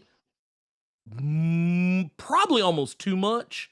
But I do appreciate when like a writer comes in and is like, oh yeah, no, that thing that like happened in the previous run, yeah, I fucks with that. Let's Yeah, expound upon that because to me, I feel like it does keep everything. It keeps a certain continuity and you know, well, I don't like to sound like such a continuity whore, but like it is a thing that I'm like, look, if you tell me like this thing, if you set the rules of engagement that there's a continuity, that's where I'm gonna be like, well, shit, the continuity. What about the continuity? yeah, Now, if you set the rules of engagement, say, man, fuck the continuity. I don't give a fuck about this shit. I'd be like, well, then shit, if y'all don't care, I don't either. Do whatever y'all want. Do whatever y'all want, man. Look, look, change it. Change everything. I will, as long as we follow, I'm good. But then y'all Yeah. want to change the rules. Like I get that. That's fair. I think that but like that the thing that frustrates me, and I was gonna say this, I didn't because I remember you hinted at it. I don't know if you was on the Blerd Cave or what. But I saw that comment that Eric Larson made, and I left, and I was like real close to being like, the problem is really that when it comes to Black characters, all of a sudden people act like they don't know how to write no more. You see that like I was particularly thinking I was just talking about. I was particularly thinking about Kimura from Business's run to the next run over. Yeah. I was like, he introduced that character, left her in the past, and was like, she's cool. Like, we just made this dope looking character. And then it was like somebody came along and was like, Storm has a complicated relationship with her dog, Black Panther from the future with a giant blue panther. No, I don't think that's interesting at all. Like, what? Like, what are we talking about? I mean, people been running through town for the last 35 years based on the fact that he came out Scott Summers' nutsack. Like, just why can't I get this? Well, it's also like we keep rehashing the same storylines too, because like it was something I was talking to the homie Morgan Hampton about when he was talking about doing Cyborg. And he was talking about how like, you know, he kind of got the idea of like what it was that DC wanted him to do. And he was like, He's like, kind of slick. Feel like we've done this before, but here we're gonna do it like this. We're gonna do it for the last time. We're gonna like no more daddy issues for Cyborg. And I feel like, and I'm not gonna hold you. I kind of feel like I haven't read the most recent Titan shit, but I almost kind of feel like that shit's already getting forgotten about. Like I don't know. I'm a reserved judgment. That's what I mean. Like you had this issue a lot with black characters because people will deal with them so sporadically that by the time somebody is reading the issue with them in it as like focused on them, you got to reestablish everything that was set up before. So we got to be like, oh, this is the last thing we was talking about, so let's talk about that. And it's like, just make them do stuff with them. And the thing about like rehashing like the broader concept storylines, it's like if you can go, I don't know, and redo, I don't know, like Age of Apocalypse. I'm not gonna name any stories in particular where they redo that, but like maybe don't focus on the characters. The main character shouldn't be a character we always focus on, and maybe we should focus on some of the characters who haven't done a lot and haven't had a lot of experiences and need lessons that they have to learn and problems that we never dealt with before because they're not the same person. You know what I mean? Like, no, that's 100%. That's 100%. Look, come on, man. Look, okay, you said it too. A lot of the best stuff from Age of Revelation was the stuff that was like off to the side because it was like these stories with characters you don't normally get to see focused on. Like I was having a good time with the Cloak and Dagger. Yeah, I was like, this is fun. I wish it was by itself. Like I wish that that it was its like honestly, Justina should have gotten a whole at least. Justina should have at least gotten 5 issues, I think, personally. Yeah. Minimum 5. I actually would have preferred she got 10, but that's another story. Yeah. Yeah, me too. I was thinking the same thing. I was like, why isn't this long? I don't this, right? And it's like, and then like, or like the fact that like they changed Doug, but like I feel like we never got a good explanation for why Doug went from being a pretty like casual person. Like he was pretty chill during Krakoa as a person. And now he's like a mega like and it was like it was weird and it did kind of feel forced because it was like I feel like you can always tell when a comic like bigger storyline is forced when issues are stronger, like I just so much stronger than like the whole thing. Yeah. No. That was it. Like, that was 100% it. Like when he was doing an issue that was setting up Age of Revelation where Doug was coming to meet them and he was by himself. I was like, maybe this will be dope. Like, that's why I had hope. And but then you know, so it's like you gotta. But they was like, let's do this thing again. I'm just like, yeah, but like, why? Then why are we focused on Cyborg? Why are we not focused on Doug? Why is he doing all this stuff? What is he up? Like, why is he dressed like Apocalypse now? Like, that's not even. Well, they, man, that whole. Every time I think about it, it just makes my head hurt because it's like you picked the strangest character to do this with, but then at the same time, you also picked a character that if you did it right, it could be something special. Because I was like, you know what, I kind of like this new. I like this evolution, but I don't like the why of the evolution. Like I feel like they skipped the important part. And they were just in a rush to pay something off.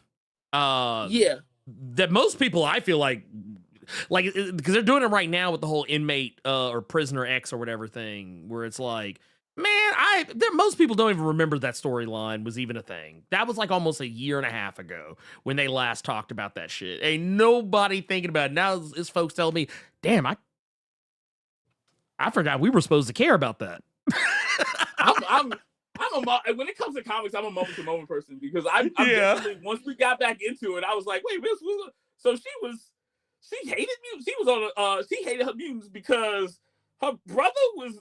Oh, okay. It's like that's like okay, it's like it's good. That Gale is good. Like Gale can make it work. Yeah. And so, because Uncanny X-Men, that's one thing like you was talking about. I was disagreeing with you because it's like individual books. I'm having a great time. Like The if I'm, the you know what arc. I mean? Like there was like there's maybe like a few books that I liked that I was like, well, I can see other people not. This book I'm enjoying it, and then there was books that I'm like, I don't understand why y'all not liking this one, but like if I didn't feel like I needed to read all the other ones, but it was but when it was like they was kind of forcing the crossover, it was like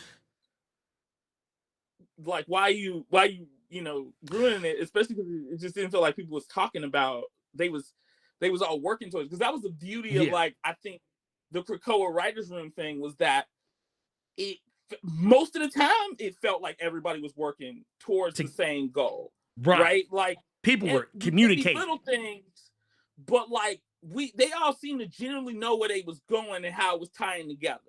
Like I would read one book or another one, and you'd be like, "Oh, okay, so that's gonna play into this, or this is gonna play into that," right? So it was building the whole tapestry of what Krakoa was and what life was like on there, and but like they abandoned that, and that's fine. But it's like, then you want to come back together and do these events, so we just like stopping everything to do, like it's very like it's almost as if like if Dragon Ball Z like tried to put the movies in continuity, and so like but when they came out, they just like stopped everything. It was like, oh, now we got to go fight fucking Broly, and it's like, but like, what we just like, what do we do? Like, what's happening right now? Well, it's been a lot of momentum killing. Yeah. Because like as soon as one book gets cooking, you got some random crossover that, well, now we got to stop everything, put this on pause so we can focus on this other thing. And it's like, okay, well, now that that's done, we can get back to brass tacks. And it's like, by the time we get back to brass tacks, I'm like, shit, do I remember what was going on before?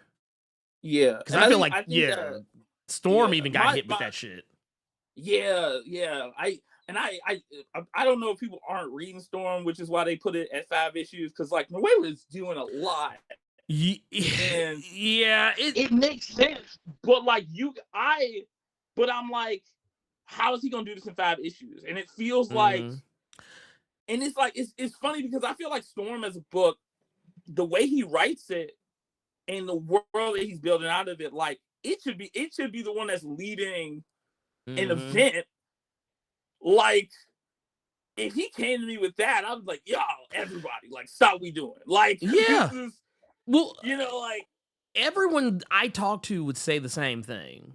His Storm was the most consistently good book out of like the whole crop of everything that was going on. But the thing is, every time they wanted to do like an X-Man hunt or a raid on Greymalkin or an Age of Revelation or whatever the hell, it felt like his story and a lot of other people's stories just got like, hey, pause this shit. Okay, now let's do this thing. Now let's come back. And it's like, I feel like Age of Revelation was a momentum killer for a lot of books, but none, I think, worse than Storm, because his book, it was supposed to be an ongoing book. It was supposed to be ongoing. I remember that too. I remember the original solicits were ongoing. Right.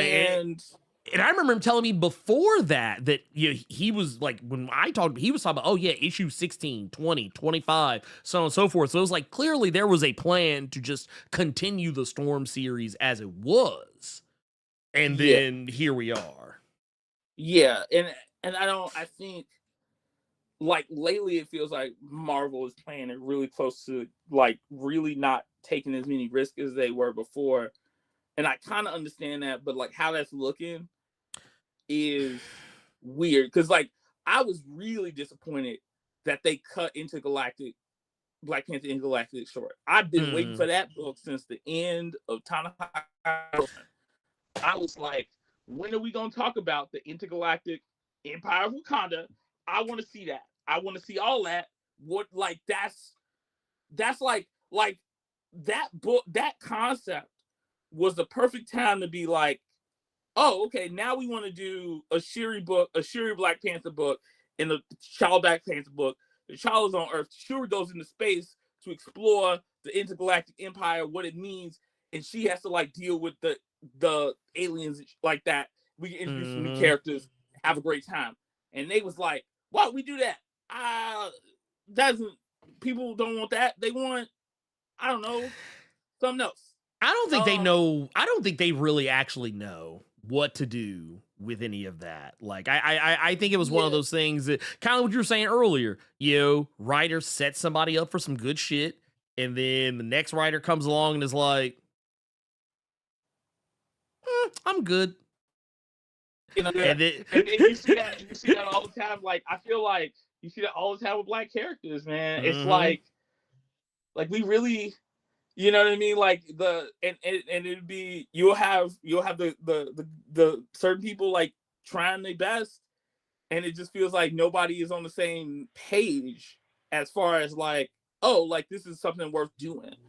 Because like when it works, it works. Like I feel like I feel like everything, like Eve was able to do something really cool reread, because the foundation of what like Bendis put together, it wasn't like it wasn't like crazy, but it was like there. All the seeds to everything he was doing was right there in that first book, in that first run of Iron Man. And so then you get to like expound on that character and go and do something interesting with that. And but it's like, I think it's weird. I've been joking myself, like, when it comes to characters of color, people forget how to write. Like they don't understand, like, you know, research and stuff like that. And I think if you look at the 90s stuff, you really see it obviously, where like you will see, I remember I was watching a video about this old DC initiative where they like introduce all these new characters, and the Black character and the Asian character, they have powers, they have a backstory. They was like, I don't know, they wins. Like it was like, why would anybody write a character that doesn't have anything going on? Like, you know what it was? It was like, man, here, nigga, damn. Like, take this, go on. That's basically what they did. But you go on here. I remember as a kid, it was like, I was as a kid, you see the Black character, you get excited, and then you read the book, and then you realize they the only character that's like, apparently they 19 and they don't figure out all life's mysteries up until this point. They ain't got nothing to learn. They just here doing their thing. Like I feel like that's one of the big arguments that I see online too, amongst like certain Black fans, where they're like convinced it's like if they get this character a position or new powers or whatever, then that'll fix it. And it's like, if that's not true, because people love Duke, but like, it's about a character having a place to go narratively. That's what I was about to say. You know what I mean? Like, it's about you saying, like, here's a character, they have something good. One of my things that I feel like is always a bad sign is when they introduce a character that is a part of a marginalized group or a character of color, and when they somehow made them fully, they got their shit together. We meet them, they got their shit together. They somehow, they got a house, they done paid their mortgage, they dog. You know what I mean? Like, dog got his heartworm medication, a deworm, rabies shot, everything. That's the worst thing I can see. Ain't nobody. If Wolverine came on the scene with all his memories, like, no, I'm James Howlett III, and also I had issues with my mama. We talked about that from Beyond the Grave. We good. Yeah. You would be like, what's his deal? Right? Like, well, it's sad because, you know, I feel like, you know, and this is a controversial opinion that you know, to a lot of people, but I always tell people the reason why Storm is popular, it's because she's a cool character. She's a cool character. She's got cool powers, and you know, she's written, you know, very well over the years. But she's also popular because she was always around.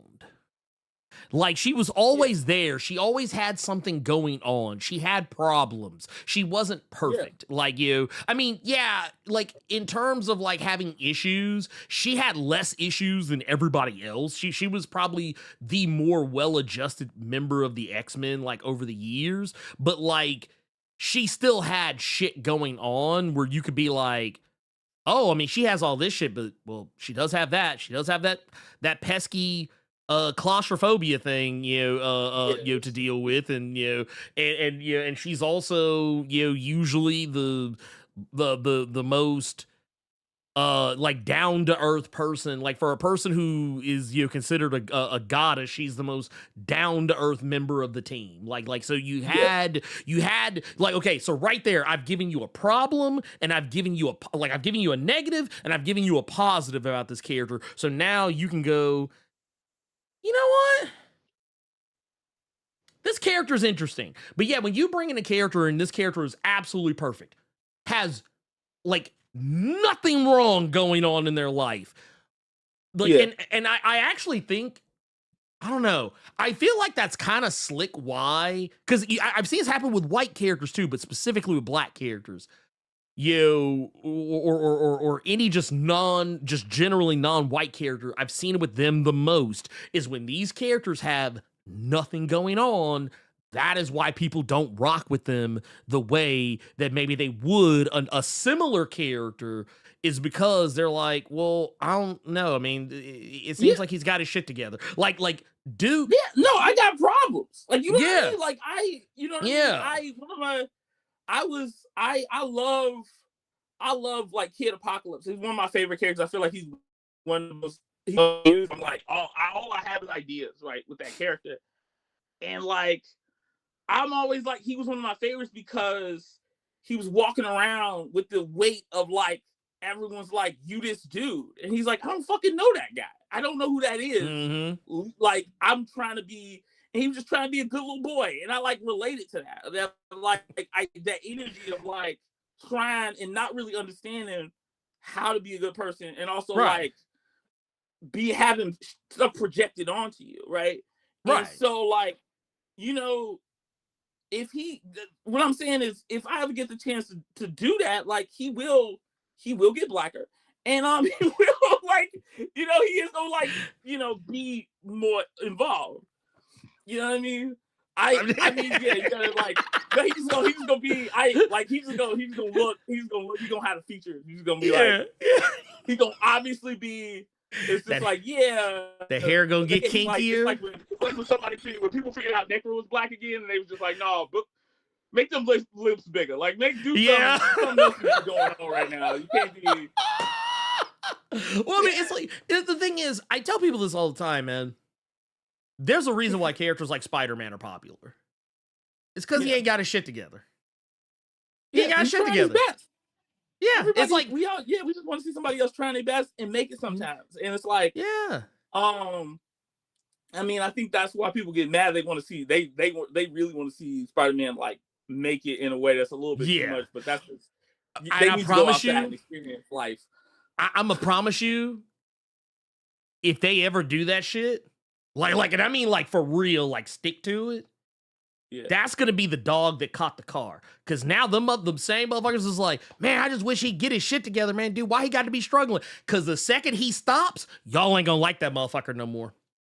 Y'all like that motherfucker because you can relate to it. You can relate to that motherfucker because you struggling. But the second he ain't struggling. I don't think I'm ever gonna get the opportunity to do this, but like my fantasy Spider-Man story, and I was telling another aspiring writer about this. Like, I'm like, my fantasy Spider-Man story is we introduce a girl that is what people pretend they want Mary Jane to be, and she just like love his dirty draws, like from get-go, right? And like, as the story progresses, though, you realize she's like isolating him from everybody. And it started off with like Mary Jane. It started off with like some characters, maybe girls he's been dating before that he's still cool with, like Mary Jane and like Silk or whatever. And then it's everybody else. And then it's Aunt May. And then you like, wait a minute, what's going on? And then you find out this bitch is trying to kill him. Like, she's crazy as hell. Like.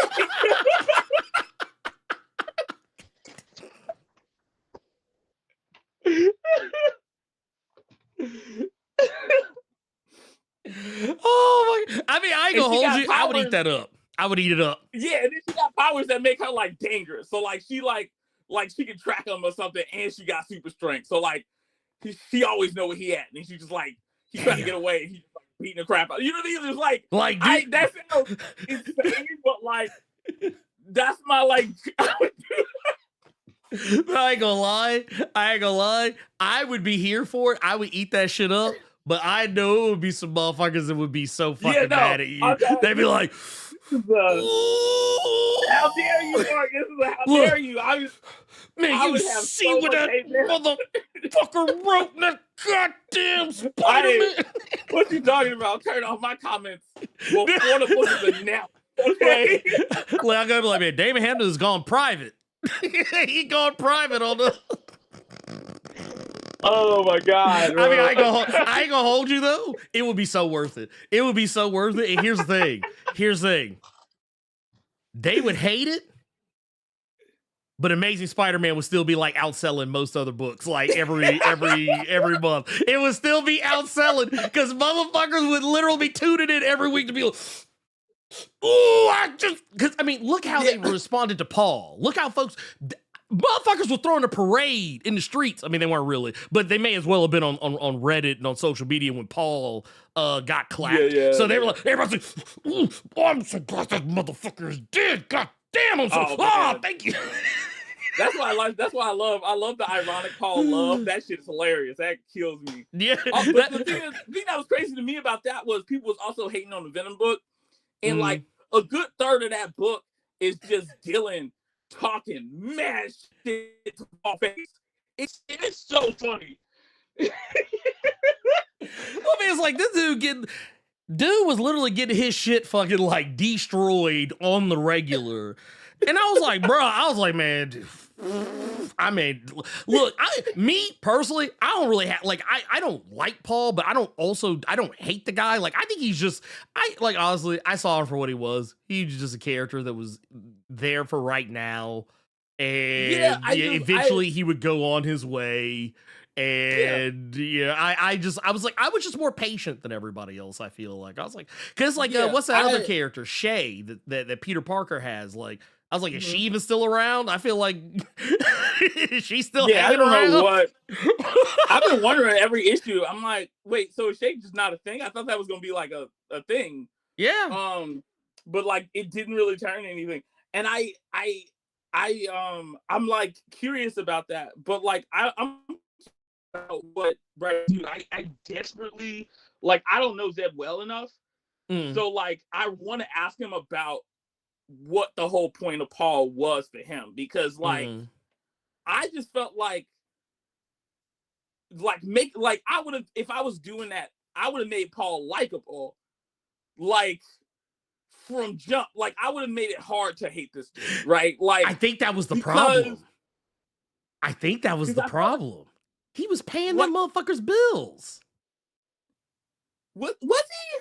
Yeah, because they had the whole subplot where Peter had a bill collector coming at him for some unpaid medical bills. Yeah, I remember that. Yeah. And Paul was just like, "Hey, how much?" He's like, "How much is it?" Dude was like, and then Paul was like, "It's also gonna make people feel like he big timing Peter, though." Right? So, like, Exactly. Paul would have been like for me, Paul would have been the perfect, like he would have been like hard to argue with. Right. And also like really, I think I would have personally made the love triangle more traditional love triangle. I know people I know they don't like that, but like that tension is of like Mary Jane was putting a little bit too much on of like, oh, I think we done kind of energy. Like it was like. And I like the idea of like, oh, they went off and they had this whole period of time where she was with him. It was 4 years and they were struggling together. So they had this bond, and then they come back, and Peter's only been a few weeks, and he's like, I've been trying the whole time. I done fucked everything up just to get you back. And now she got responsibilities with him.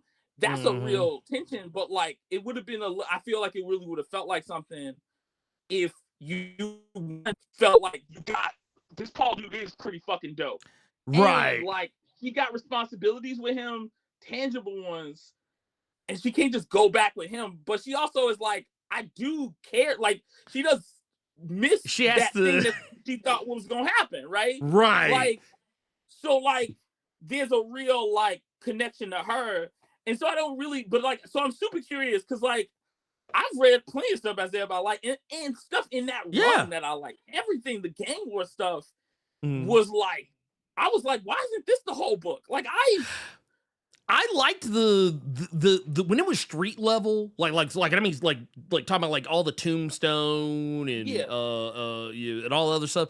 I like those aspects of it. I wish it would have stayed there when and I'm gonna tell you that's actually where the story lost me is when they started going into all the Rabin shit. Because I was like, I don't give a fuck about this shit, like at all. Yeah, that's like, what I mean. Like that. I don't care about Rabin. Get me back to Tombstone.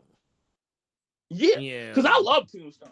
They y'all gotta blame what's his name? Was it Brad Whitney? Not Brad Whitney, who did Spectacular Spider-Man? Oh shit. You talked to him not too long ago. I can't and I had met him like right after that. That's God. Oh my god. I know, I hate when I forget names. I hate it so much. I hate my life.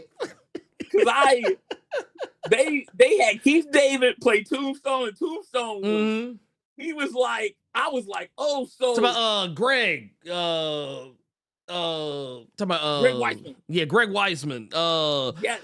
That is, man, I'm not gonna hold you. Like, I just went back through that shit. Not that long ago, actually. Yeah. And I was like, this shit's still slapping. It's still slapping. Like even right now. Yeah. Every time I go back and watch Spectacular Spider-Man, I get to the end and I'm like, what you mean any more episodes? What? I could have sworn it was more. Like honestly, I'm not gonna hold you. I actually thought it went longer. In my mind, I felt like it ran for like several seasons, but then like when I went back and looked, I was like, oh, this shit only ran for like a couple? Yeah, it's like a couple. And it was like, yeah, it was surprising. And it and that's what I mean. Like it sets up Tombstone. Like I'm like, Tombstone is to me in my head the only crime boss that rivals Kingpin. And that's like a thing that like I want to see more of. Is them going back and forth. Because Tombstone had a very strong hold on like a lot of the shit that was going on. And like he was also like they booked him real strong in the beginning of the Zeb Wells run, because they're like, oh yeah, no, this dude beats the brakes off Spider-Man. Like this dude is a threat. He's not not a villain that Spidey can just like slap that motherfucker around and then like it's over. It's like, no, Tombstone's like the real deal. And I love that Tombstone's getting more respect put on his name, like, in more recent stuff too. But like, he's not just like some background player or just like some henchman or whatever. Like he's actually somebody that like you have to take seriously on some level. But like, I feel like that if you take the problem of the Rabin shit and then telling the Rabin shit out of order, all of that compounded into a book that made people, like, if they already didn't care, it made them care even less. Because that was me. Like, I started out, like, when everybody was like, oh, this shit sucks, I was like, actually, I kind of dig this. But, like, literally, I can pinpoint it. The second they went back to Rabin, I was like, okay, y'all are right. This is trash. Get this about my face. And whenever they came back, I was like, we're good.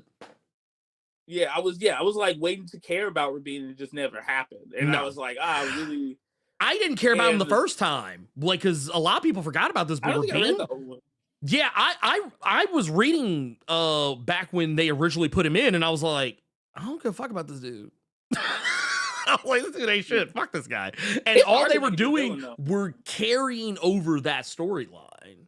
And I was like, all right, I guess. I mean, I was like, I ain't gonna hold you up. This is a choice. I was like, it's hard to make a new villain though. I think like you gotta make somebody people care about, they think is interesting, they think is a threat. Like that is, I mean, like even some of the better storylines, the villain is like can be you, because you can get away with making a good storyline and the villain is just kind of like there, but like really somebody like I'm surprised how much I like the whole Torment thing. Yeah, that is That was a surprise because I felt like they kind of tried to do something during like what was it during like the Nick Spencer shit where like they tried to introduce like new villain, and then just that shit just felt like it. I felt like it didn't really go anywhere for me. But like, yeah, the stuff that they're doing recently, I'm kind of like, oh, okay, yeah, this is actually not. It's actually ain't half fucking bad. I mean, I'm Yeah, here for it. But also, like I said, honestly, it's the monkey's paw. I love the ending. Mm-hmm. Like I am like I think the only reason I didn't pick up the new Venom was because I was like, I can't be spending all this money.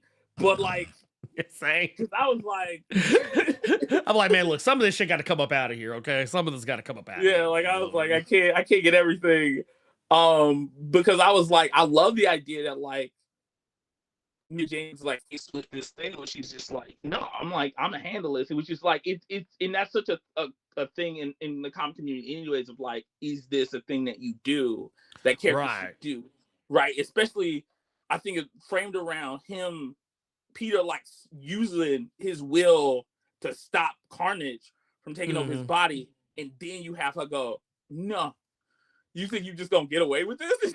Like, no, I was like, oh. You got to pay what you owe.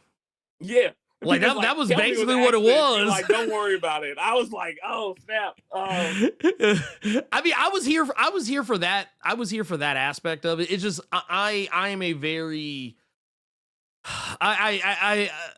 man, I ain't gonna hold you when it comes to like the stuff that's going right now.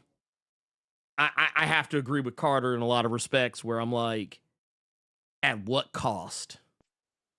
We got a solid Spider-Man book right now, but at what cost?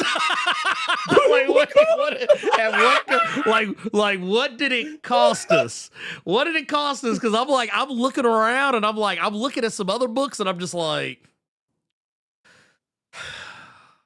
I was like, I really want to care about Ultimate Endgame and all this other stuff, and I'm like, man, see, Ultimate Game. It's because of Spider-Man. Because everything else is finished right now, and it's not like it feels like it should be filling up the space or something. I don't know, right. But it's like the only thing. I don't know what that is. I don't know what that my brain is like, because I read the last one and I'm like, oh, I'm still in this, but like people are like, the energy, like it's like between every issue, people forget they liked it. You know what I mean? Yeah. You know what it was? That was One World Under Doom. That was One World Under Doom for me. Like when I was reading it, I was loving it, but when I was waiting for the issues to come out, I'd be like.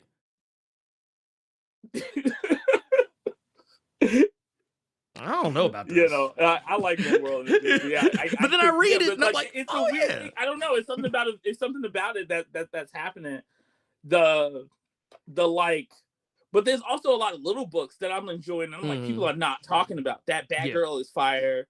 I'm realizing Batgirl's like fantastic. I'm just a sucker for G. Willow Wilson. Like, I picked up Black Cat from like 4, and then I was just like, you know what? I'm doing this now. This is what I'm doing. Well, you know what? G is money.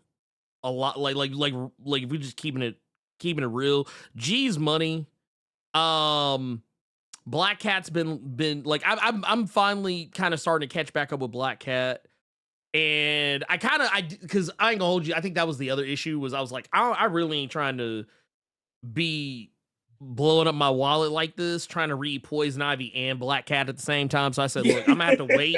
I'm gonna have to wait on Black Cat right quick. I said, let me get caught up on Poison Ivy, and then I'll come back and I will holler at G about Black Cat. And I was like, okay. I was like, all right, fine. I get it now. Yeah. The book is lit. Okay, fine. I get it.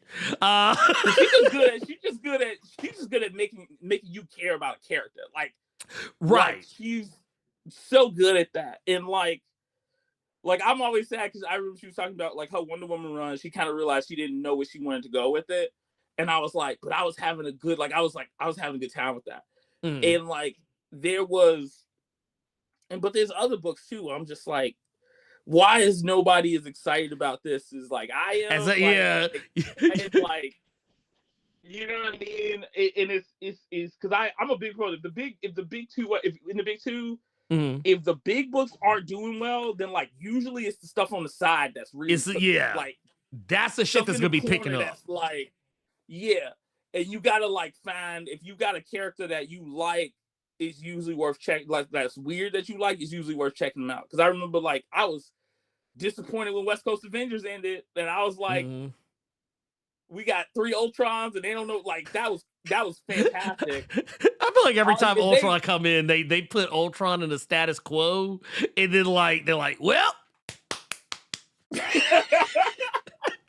like man, I can't stand y'all. man. I can't stand y'all, Marvel. I can't stand you. If like yeah, no, there's a lot of books, man. That Runaways, while I had it, I was enjoying that. Man, I was mad about well, yeah, this one's less recent, but like when I like Strange Academy. I was really enjoying Strange Academy. I was like, man, I'm loving these little ragamuffin ass characters in this little not Harry Potter school. And I was like, man, and then when they pulled now what we doing? They pulled the Uno reverse with Emily.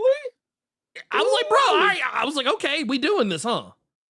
Yeah. Okay. All right. I was, man, that was cool. I was like, even the tie-in they did to One World Under Doom was pretty good. I was like enjoying that.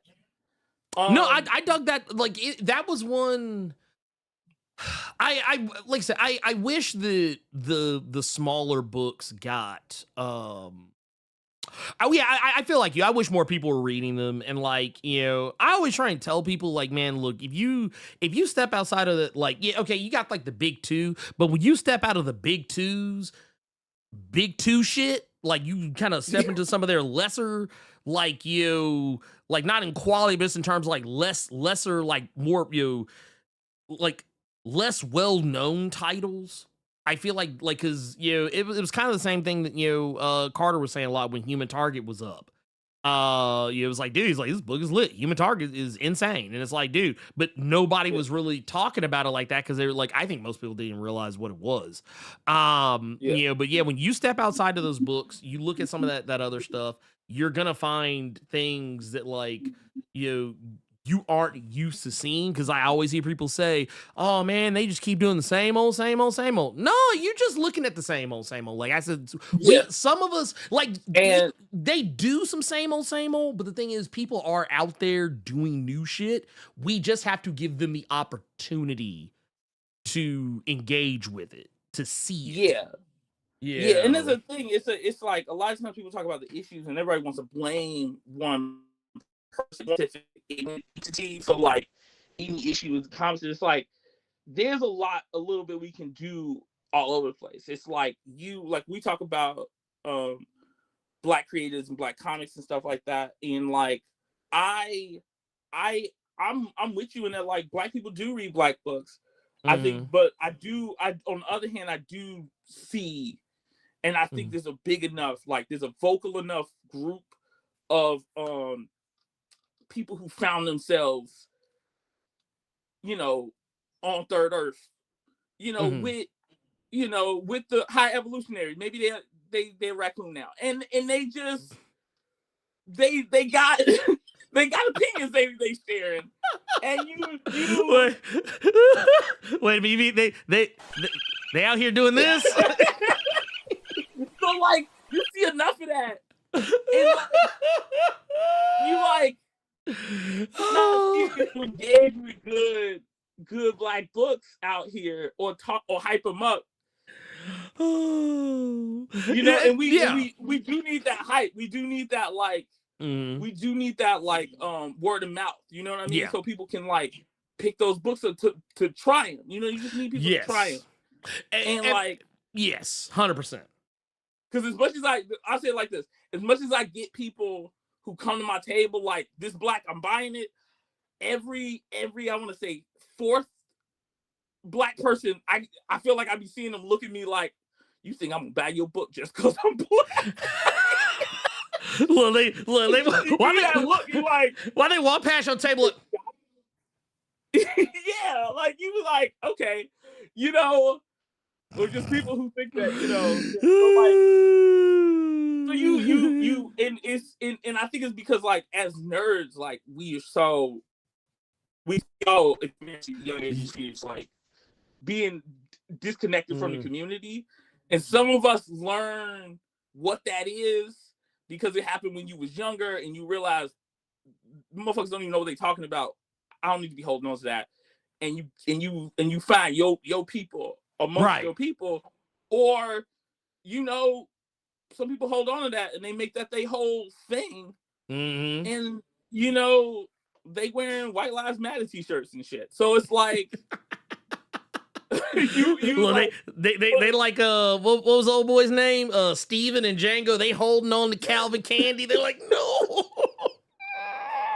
They're holding them. Oh man, yeah. So it's just like you gotta so like that. So it is important. So I feel like a lot of times, and I feel like the in-between fans, like they kind of just don't feel comfortable like sharing, like in general, like, fans don't feel comfortable like putting out that they like stuff because then they don't want to have fights with you over stuff. Like you know what I mean? So it's like there is like a thing that like fans can do of just like talking up stuff. You know what I mean? There's a lot of books. Man, Greg Elise's book, Hammer, was dope. I love the artwork. I love what he was doing. I love his voice because it's so different from other people. I got to apologize to Greg on this podcast. I be teasing him too much because he is a fine man and he just be walking around being nice and cool to people. How dare he? Like, you see me? I look weird. You can't just be doing that. We in comics, all right? Right. You're supposed to be able to look like a weirdo. Greg be out here looking like a motherfucking superhero Mahershala Ali out here. I'm like, goddamn, sexy flexy ass nigga, go on somewhere. I'm like, go on, man. Man, us regular niggas trying to make some books. We got to talk to we got to have a whole dinner with Dennis. And Greg's there and Anthony is there. And the dudes from Blerd's Underground, and I forget what Greg said. I was like, "Oh, you ain't got to worry about that. You fine." He was like, "Don't say that."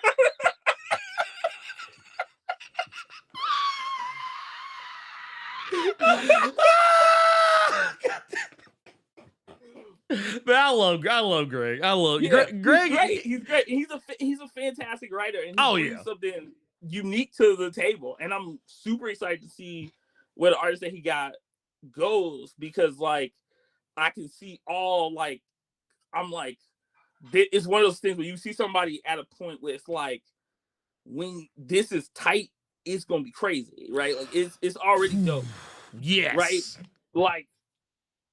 Like this is already really cool. So like I want to see that book turn to us name. And I also just was like talking about like if you can as an indie creator, and it's a big if you can, I think it's a good idea to do your first issue as a double because like a lot of times we don't get to like produce on the same frequency as the bigger two or the bigger companies, and it's like you want to give somebody something they can really what's the name, and I felt like that really worked with Hammer because I was like, oh, I get to like read this. I was just reading Showdown by Dave Lugosi. That's a cool book.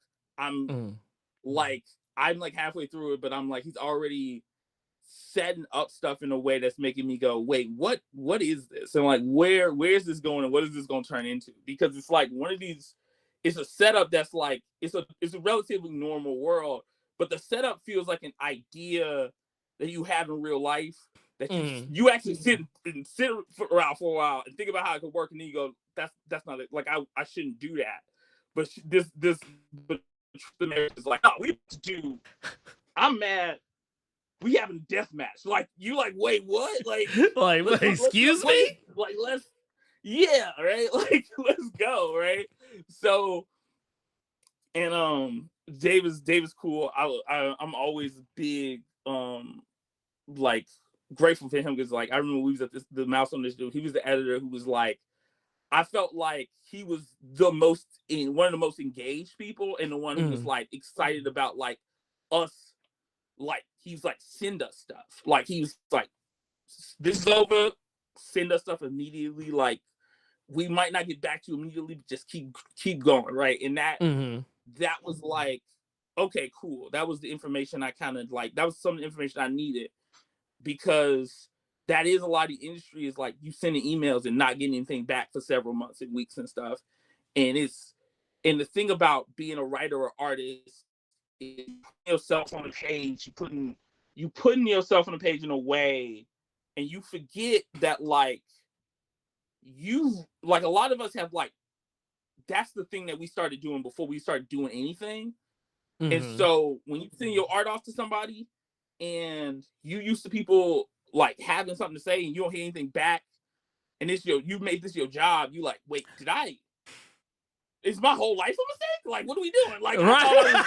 I thought I was doing something. You know what I mean? Like, so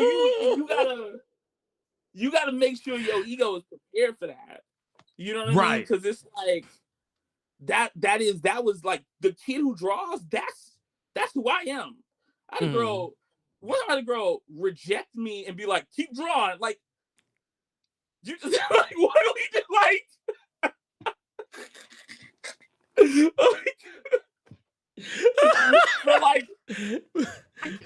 I was like, I'm good at that. Like, you know what I mean? Like, we all understand this. Like, right. So, I felt that shit in my soul. I felt that shit.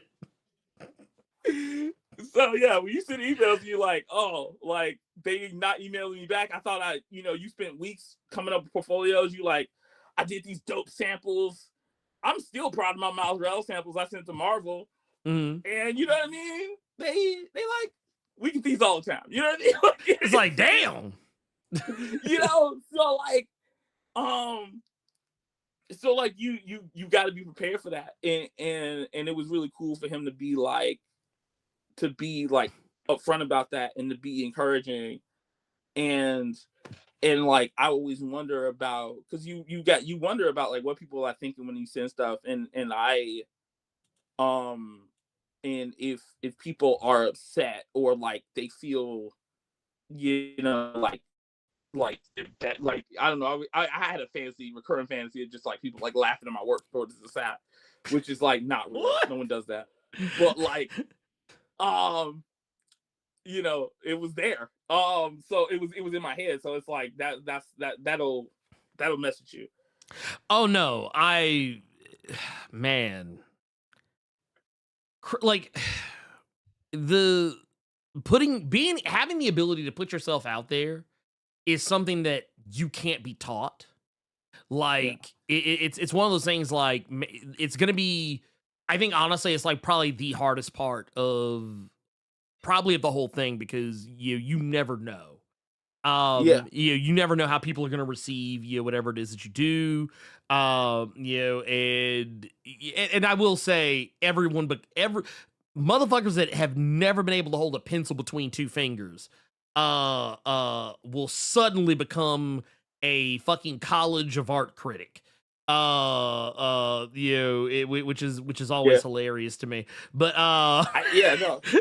So like it's interesting to see people like I go on Reddit and see how people were like receiving John Kent, because I'm like, this is my first book. I'm like curious and stuff, and I'm looking to see like what are people saying about the art and stuff like that, and I'll see these comments and I'm like, it's bizarre. It's bizarre to see somebody talk about it, especially because like I'm used to like, if somebody talks about my art, they've encountered me before. I sold it to them. Right. They, like we've met in person. If I hear an opinion about it, there's a face attached to that. It's very interesting to see somebody like to them, it's just kind of like it could have came out of space. They don't fucking know where it came from. Damn. And they comments are like, whatever, right? I don't know what this is. Why, like, you know what I mean? Like, and it's like, oh, like I'm glad that I'm at where I'm at right now, because I know for a fact, 2-3 years ago, I would have been like, well, it's time to fight now. No. We got to throw hands, motherfucker. Come on. Yeah. Right? Stand your ass up. Come on. Yeah, exactly. And then I just send people like messages like, my bad. Like, I'll just like jokingly be like, oh, my bad, you hated it. Like I'm not going to hold you like that. That's kind of where I used to not be that way. but I've kind of slowly, like more recently, gotten like, and I don't put my art out there like a whole heap of a lot, but Yeah. like that was one of those things that like, man, like there was a time where if someone said something kind of fucked up about my shit, oh yeah, no, I'd be like, come on, man, no, we got to go outside. Yeah, yeah, No, yeah. no, no, Yeah. no. Put that shit down. Put that shit down. Bring your ass outside, cause now I got to kick your ass. Come on. Like, all right, come on. Yeah. I'm like, Exactly. I got to Exactly. box your ass like right now. Yeah. Because the other thing is like, and it's funny because like what I would like, when I would respond to people on Reddit, it was never like I was never like mean. Because one of my favorite one was like this how to draw manga ass art style, and I was like, to be fair, I didn't read those books. Like I don't know what to tell I ain't gonna hold. It's like I'm like nigga. I'm like, okay, all right, come on. Yeah. You see, that's another one. We got to step outside. Yeah, no, because like, they said it. And it made me laugh though, because I was like, but also I was like, this is how they feel about it, but I can't make them like my stuff. But and also like seeing people not like other artists. Like I remember when the Friendly Put Spider-Man came out, and I saw people talking shit about the artist, and I was like, you mean the one about Leo Romero? My newest GOAT? What are you talking about? Like he can do no wrong. What do you mean? Or people talking about Invincible because of the art style, and I'm like, which is diabolical. Like that's crazy. I'm like, my brain can't handle it. Like, dude, these people just said that they believe that a unicorn gave birth to the Earth 28 years ago. Like it's the same statement to me. Like it's on the same level. Because I'm like, that don't make no sense. What are you talking about? I study this man. You crazy. I had to come to grips with something kind of similar because and this is why sometimes I just kind of like I'll skim comments sometimes, and then there's other days where I'm like, yeah, let me get the fuck up out of here. Cause like I'll see people. I remember when Transformers first hit over at Skybound, the Energon universe shit, and I saw people talking like mad cash money shit in my comments saying that man, Daniel Warren Johnson can't draw. Ooh. I was like, what? Who? Is that? No. Hold this. Hold this, motherfucker. Yeah. No. Pick this shit up, motherfucker, because now I want to see what you can do. I want to see what you can do, because you talking crazy to me right now. Crazy. They're like, oh, man, his style is so ugly. I was like, nigga, what? I got to fight you. See somebody trying to be a comics YouTuber trying to talk mad. This was, matter of fact, I don't even know. I think it might have been one of these like Chud ones, but like he's trying to talk about it when Dead Earth came out, and I was like, obviously this man is ridiculous. Like obviously he doesn't know anything, and this is to say such a thing is just. He's just like, oh, Wonder Woman's not even cute in this, and I don't understand. And I was like, that's not the point. Like, are we reading the same book? Have you seen what I like?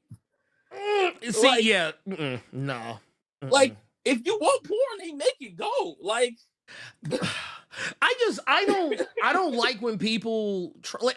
I get it. Okay, yeah, beauty is in the eye of the beholder, whatever. Yeah, whatever.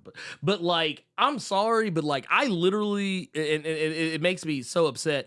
I feel like people got spoiled seeing like Jim Lee everywhere. Like, is it like, I feel like if it doesn't have a bajillion hatch lines in it and like a lot of heavy shadows and like is hyper, I don't even really think of Jim Lee's style as like hyper realistic. It's really hyper fantastical than it is anything else. But like whenever people like talk about like if I hold up a picture of Jim Lee's Batman, they go, yeah, see, this is what I'm talking about. I'm like, okay, I know who you are. I at that point, it's like not even really a judgment, but it's just like I know, especially like in some of the circles I hang in where like I hear people talk about art and they'll be like, I didn't really like the art. I think the art was like just kind of and then like or they say, oh, the art had to grow. I mean, I'm like,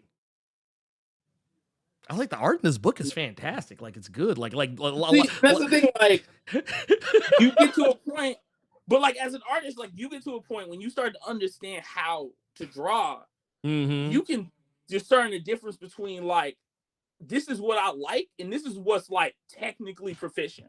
Right. They're two different things, right? Like, and like also certain styles give you certain. I was thinking about this recently too. Like this certain styles give you certain tools. One of the things I love about the manga anime style is the kind of like because it splits emotions into two categories of like these kind of like less serious versions of the same emotions.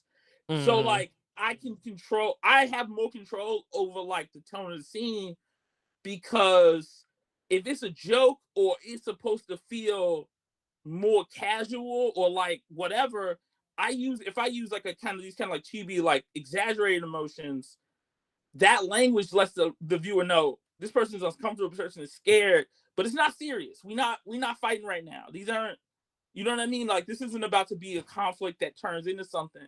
But then when I hit you with subtlety and I get more realistic, then you know that really stung or that really connected in an important way. I get more tools. But if I was drawing like Jim or like, you know, somebody who has a more referential style like that, I don't really have tools. I can't do that. Right? There's advantages and disadvantages to all of these things, right? Because it's harder for me to show the style I use. It sometimes can be harder for me to show power and if I'm not exaggerating scale, but like, you know what I mean? Like, it is.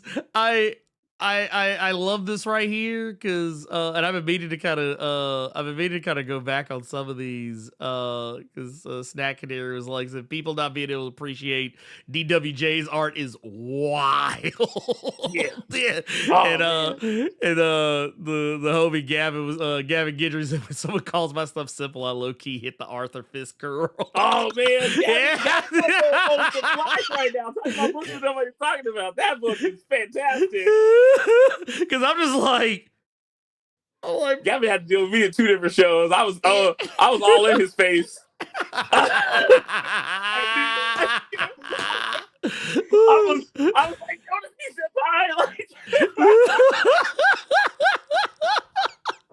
Also, shout out to Gavin. Gavin said this earlier. He said Barry Allen is trash. Wally West forever. Hey. That's why Gavin's my boy. That's why it's my boy. This is from like a while back too, and I don't want to start any beef when I pull this up. But this shout out to Shadow Sonic Silver. I have to remind everyone Wally West in the past was canonically defended Confederate monuments. That was a long time ago though, and thankfully, this is the time when we want to. We have retcons for a reason. Okay? Yes, it's kind of like for the same reason, like where people always, when I tell people like one of my least favorite things about Spawn is when they try to convince us that he used to beat Wanda. I'm like, yes, I get it. It was retconned. It just still makes me mad that it happened. I feel the same way about this, but I also recognize Wally's a different person now. So, and thankfully. I mean, he ain't there no more. That's another conversation I love to write. I want to write the conversation between Luke and Punisher where they have to address what happened in the 90s. Yeah, yes. Come on now. Frank Rook, blackface.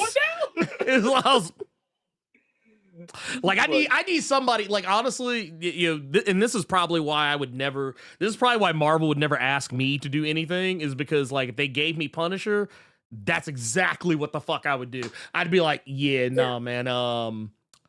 You know, what was it that Doctor Doom storyline that everybody loves to talk about with Luke Cage, where he like where Luke Cage pulled up on Doom? What was it? 30? Yeah, that would be the shit I would do, but I would do it with Luke Cage and Punisher and be like, so yeah, man, what about that what about that blackface pimping? You good? Yeah, no. You good? Yeah. that's and like dude that wrote that is MAGA now too. So I'm not That surprised, but it's not even the least bit. I am not even the least bit surprised. Like, I'm like, you know what? Look, I tell you what. Here's what I'm gonna say. I'm gonna take us because I have the urge. I have the urge to say something about it, but I'm gonna fight it. And I'm gonna make a video about it. But no, I do want to say though, look, y'all. Oh, by the way, right here. Booyah. Say, hey, what cons you doing this year, my boy?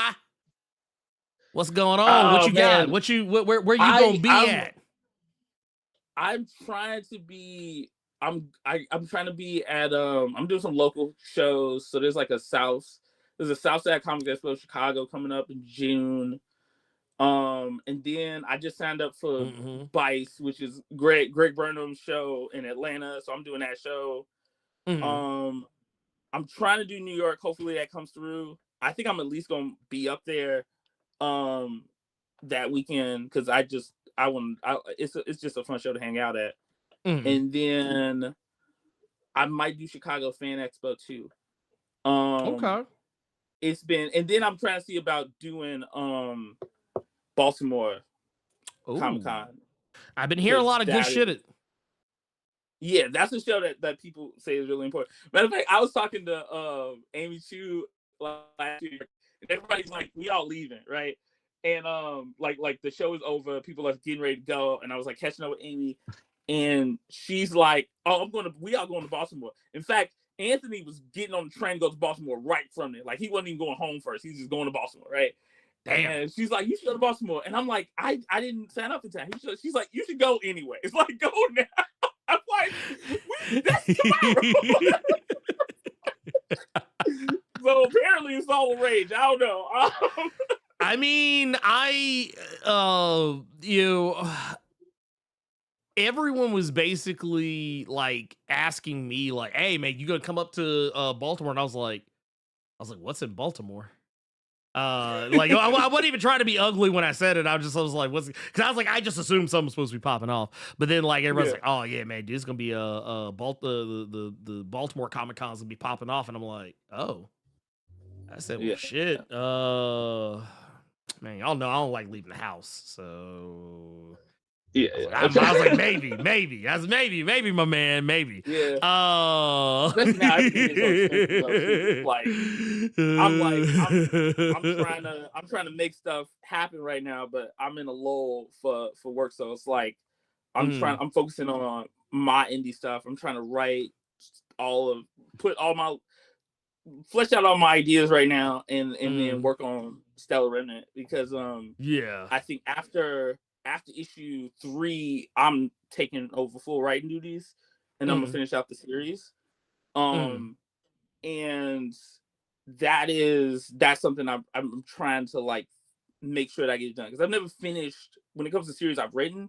I've never finished anything, and so this will be the first time I do that, and I want to make sure that it's everything it needs to be. I think I'm excited though. I gotta say this.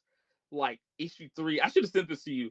Issue 3, I got lucky because some weird dude decided to steal Meredith McLaren's catalytic converter. So she was running a sale, and I got a variant cover for Meredith for issue 3 of Stellar Remnant. I'm hyped for that because she's one of my favorite artists. She's super cool. And wild. Like that's a wild business. Stole the catalytic converter. What the fuck are we? That's what he said on the long. What is like, I'm doing commission. I do emergency commissions.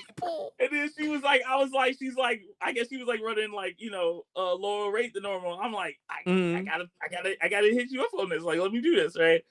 And I was like, is it cool if I use this as like a variant cover for like this book? And I sent her the first issue, and I was like, whichever character you like gel with, and she chose Junko as my favorite character. So I was like, this is amazing. Like this is perfect. So like,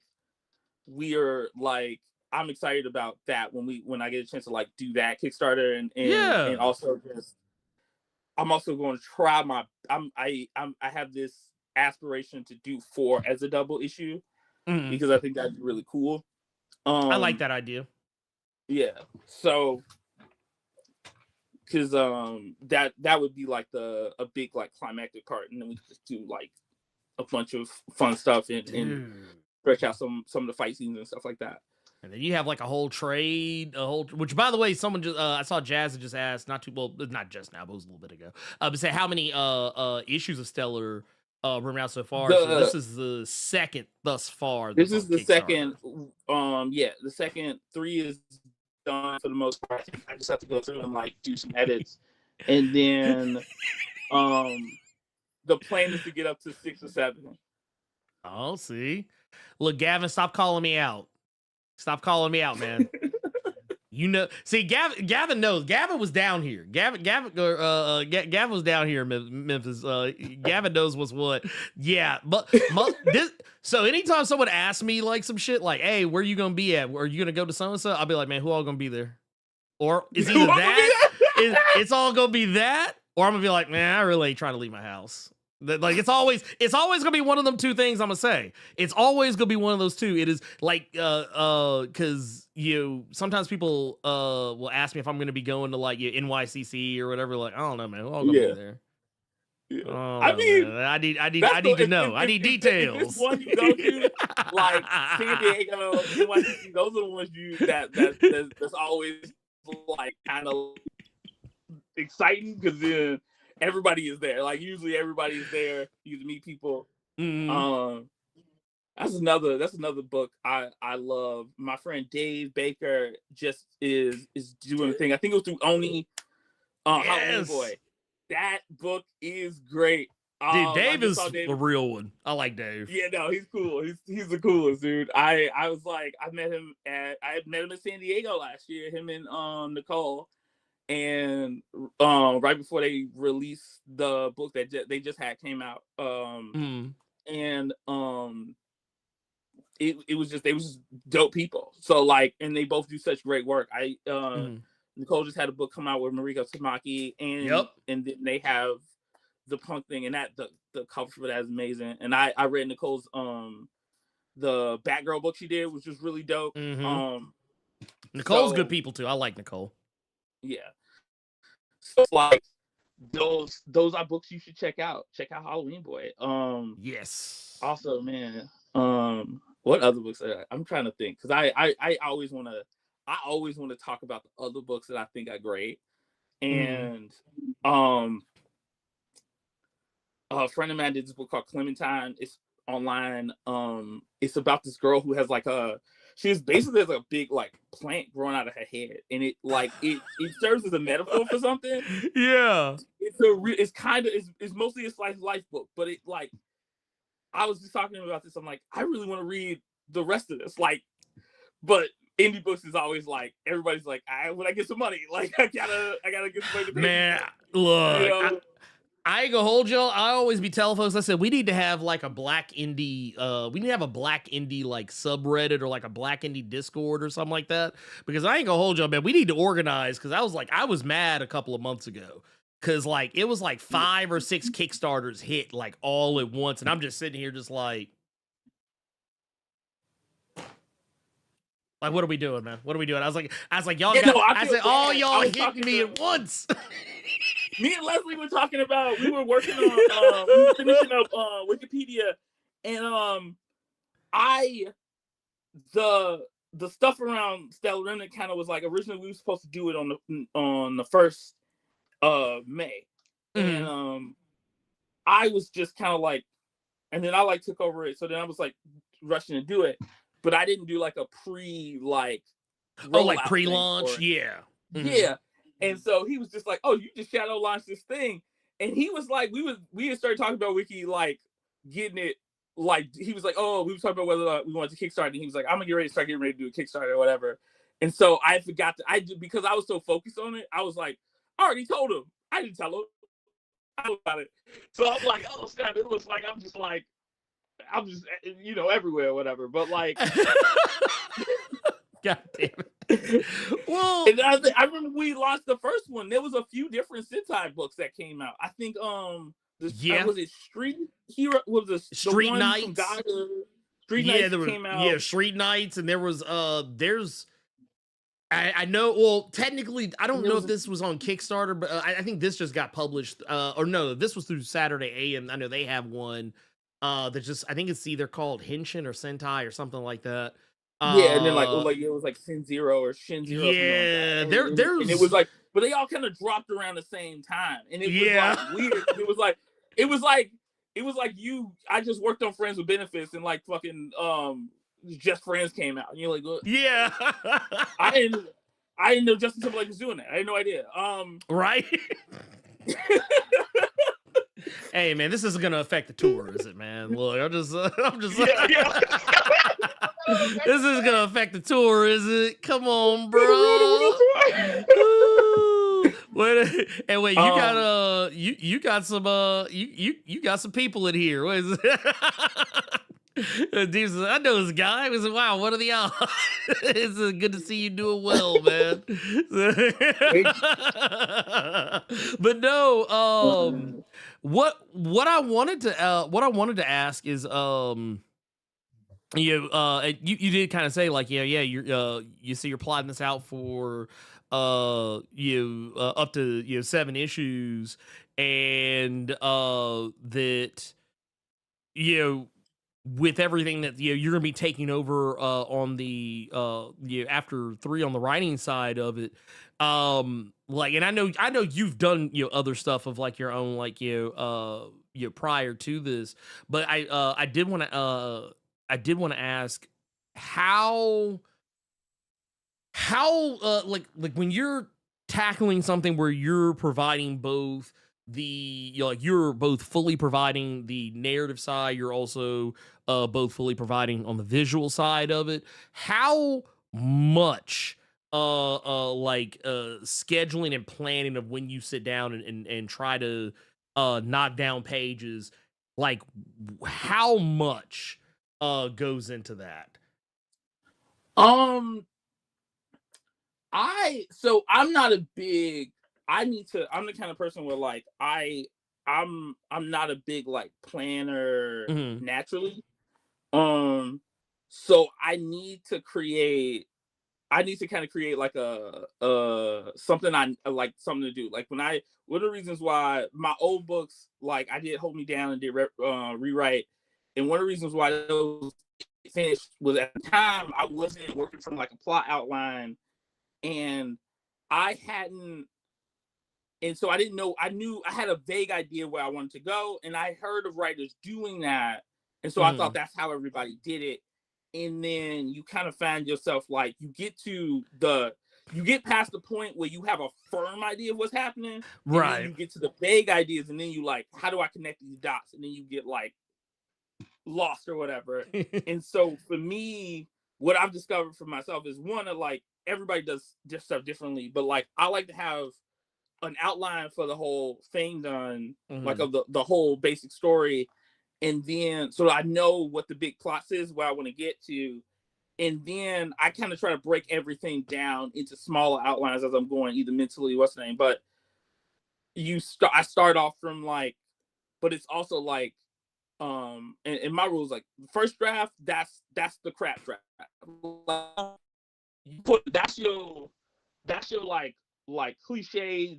It's full of cliches. It's got everything. It's like you put down the stuff that's inspired you, Right. and you put down whatever you come up with because you watch too much TV, and then you go back and then you go like, okay, wait, I wrote this line, but what is it? What is it actually? How does it actually add to this character? Like, what does it actually say about either what's happening? How does it add to this character? Does it actually still work? And like you go back and you give it a second, and so for me it's like I just try to get to that point where I have like an outline, I have an understanding of who the characters like are, like at the very least. Like, well, for me, I write a lot of stuff. Like I'll write everything I can about the characters in my head that I have, and then like, and I like to also like write down like what am I trying to get at, Right.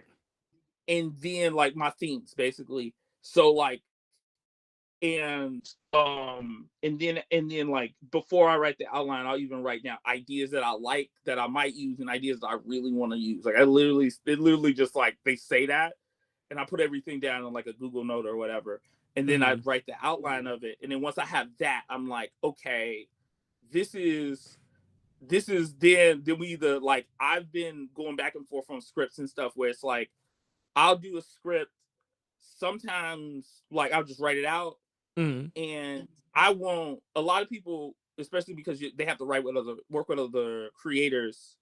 If you're working with an artist or whatever, you got to get them panel breakdowns usually. Right. But I don't have to worry about that because it's me. So I'll break down the panels afterwards, like just like this is what a term makes sense. This is what's the name makes sense. This moment right here, this should probably be mostly visual, things like that. Like after I write it, and then it is. And or lately I've been playing around with like I'll have once I had the outline done for that particular issue, like what's gonna happen in that issue, I will draw as I'm drawing it. Basically like a Marvel method, but it's just you. Where you like I'm drawing the thumbnails and then I'll like write in dialogue and stuff like that. Because that when you do that, you lean more on visuals because that's where you at first, right? You like, I need to show this thing. So then you like, oh, how do you kind of like more automatically go, oh, I need to show the watch is important or whatever. And then you go back and like, oh wait, what are they saying? And I'm playing with that more recently because it just kind of like allows for the visuals to be stronger and for the pace to feel a little bit more natural. But like to be honest, like I'm still learning that. Like I was at the last couple of big shows I did, it was a lot of me going up to people and being like, how do you guys approach this? How do you approach, I was talking to like Jackson Lanzig about it. It was like, how do you approach, this thing? And then like I said, I talked to Zach, I talked to a little bit to Jason, Aaron, but there was a bunch of people over there, so I wouldn't try to like bug him too much. But like, you know what I mean? Just like he's like, you got to catch people, Jason like, after because that motherfucker line will be like around, like out like, the building. Just like like but I was asking people, and I'm asking, or I'll ask Tim too. I asked him a lot. He helped me a ton with. I put together the DC pitch for fun, and then I was like, actually, I think this is actually kind of dope. I think I'm gonna try to pitch it, and but everybody I asked about it, they was like, we heard that you wanted to do something, and then they didn't reply. So we'll I just asked. I was like, can I pitch something? And they was like, you ain't there yet. I assume. I don't know. It's like, man, am I a joke to you? Yeah. So like, I assume they just like, you did one book, dude. Like you gotta earn them stripes. Damn. But but like that, those people helped me figure out a process that I'm like learning it right now. And so this is my first time like trying a lot of my ideas that I've had since I've like talked to people about what is good writing practice and like how to like get past certain like what do you call those barriers, right? When it's like Zach was saying, like you want to come up with something wait for the character to get what they want, and then just keep creating obstacles for them to have to get it. And I'm like, that's interesting. And also just like whenever I'm, really worried, I'm like, I can't figure out this specific thing. I'll look up a video, I'll read something. Like always be learning. I think one of the mistakes I think people make is I think people get cocky about their skills. Because you gotta have some like cockiness to hold yourself together. Not cockiness, but like confidence. Right. But like you don't want it to be so much so that when somebody gives you a reasonable critique, you're not at least like asking yourself like, wait, can I fix this? Is something I can do better or whatever? Because it's like that's like a that can kind of trap you in I think a place, especially once you had successes and stuff. But that's also just like a theory at this point because I'm still, I'm still starting out. I'm at the beginning of my career basically, Yeah. as far But like the mainstream stuff. I mean, but hey, you're off to a good start, so Yeah, I'm just trying to make good stuff. My goal is, I always tell people this, my goal is that I want to finish something, and if nobody buys it, I want to make sure that I feel like when I read it, everybody else was wrong. Like I'm like, yeah. I just read it again. It's still the best thing ever. I don't know what y'all talking about. Like, because it's like, because it's like that. If it's as good as you can make it, like somebody eventually is gonna find it. You know what I mean? Right. No, But that's 100%. That's 100%. I mean, look, here's what I want y'all to do. This is what I want everybody to do. And I know some of y'all probably have already done it, but I'm gonna tell y'all to go do it because I think after I read Stellar Remnant and especially like up to the second issue, I think that if whether you're a I don't care if it's like you're just a Power Rangers person, or if you're like a Super Sentai person, or if you're a manga person, even if you're not really much of a manga person, I think you're going to find I think you're gonna find a lot to like in Stellar Remnant. And like I said, I've already read it, and I have still gone in and did my part. I got a link in the description. There's one pinned at the top of the chat, or at least should be pinned at the top of the chat. Go to that. Make sure that make sure that you go check that out. Matter of fact, I'm gonna pull this up here because I want y'all to see for yourself. Go to the Kickstarter. Watch the Kickstarter video. Kickstarter video is really cool too. But also, you got plenty of stuff that's gonna tell you about like if you, for whatever reason, if you missed the first issue of Stellar Remnant, don't worry. You can also still pick up the first issue of Stellar Remnant on the Kickstarter. You can get it. You can get either or both issues in digital or in print. In here, let me pull this up. You can go do all of the stuff. You can go do all of the things. There's multiple reward tiers, all kinds of stuff that you can go check out. And like I said, it's a really, really good ride. You're gonna be basically watching you show deal with a lot of stuff. There's a lot of crazy stuff that's gonna be popping off in this issue, and there's gonna be some wild shit that's gonna happen towards the end that when you get to it, you're gonna be like, bruh, oh my god, I can't wait to read issue 3. And I promise you that is exactly what it is going to be. But I will also say, if you have a mind to do so, go check it out. Like I said, I got it right here. Like I said, boom, you can get it digital. Boom, you can get that. You can get this right here, where you're just you're getting like you're gonna get a little bit of this. You're gonna get a little bit of issue. You can get issue 2, and if you want to get that first issue digital, you can get that too. If you want to get both of them, you want to get both of them, you can get that too. You can do all. You can basically do all the stuff. And I know sometimes we have people from shops that tend to kind of look in sometimes. If you are one of those, there's even a retailer pledge here. Those pledges where you can get art prints, and things of that nature. There's all kinds of really, really, really cool stuff in here. So I'll just say go check it out, go back it. I promise you're gonna have a good time. You're gonna have a good time with Stellar Remnant. That is, trust me, it is really good. And also, I got links to where you can go get some of Damon's other works. Yeah, like I said, go check them out. I'm just saying, I'm not trying to tell you how to live your life, but it's a thing. You should be looking into this.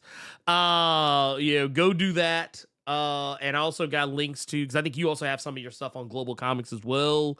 I got links to that too. So yeah, man, I got mad links, man. I got mad links in the description. I Man. Y'all just appreciate need it, to man. Yeah, y'all just need It's to always go weird telling get people on about that. your stuff, man. I don't know, man. Doing something is like weird. You're like, hopefully you like it. You know? Yeah, I mean, no, but I love but that's the thing I love about you, because you do good work, but man, you also remain very down to earth, and like it's very obvious that you're not only a comic creator, but you are also a comic fan. You enjoy this medium as much as you put back into it. And I see that hunger in there. I see that fire in there. So like I said, I love to see it, and I love that you're like, you've just been doing your thing. And I hope that somebody calls you back about that damn pitch. That's all I'm saying. No. I think Tim read it and he was like, "This is pretty cool," and I was like, "All right, cool. Like, maybe I should try it." Like, because I got excited about it. And I was like, I think we could do something with this character, but I don't know if they have plans already. I haven't seen anything. No one said anything to me, so I mean, look, we just gonna have to play the waiting game. But like I said, man, don't wait too long, because like I said, man, I want y'all.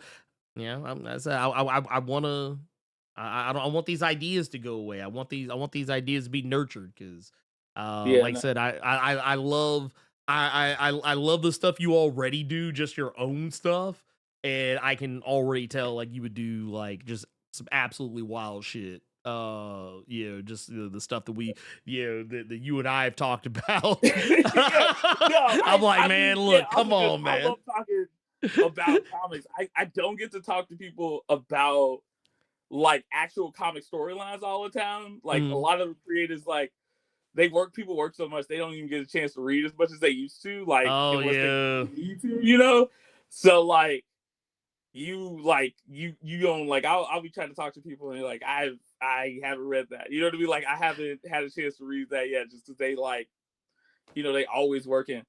Man. But like, and then some people I'm like, they just like, they don't read books every week, so I'm like, I want to talk to somebody about like what's going on, Absolute Wonder Woman, and like, come on, bro.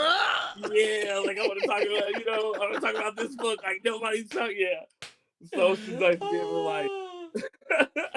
Oh my god. Well,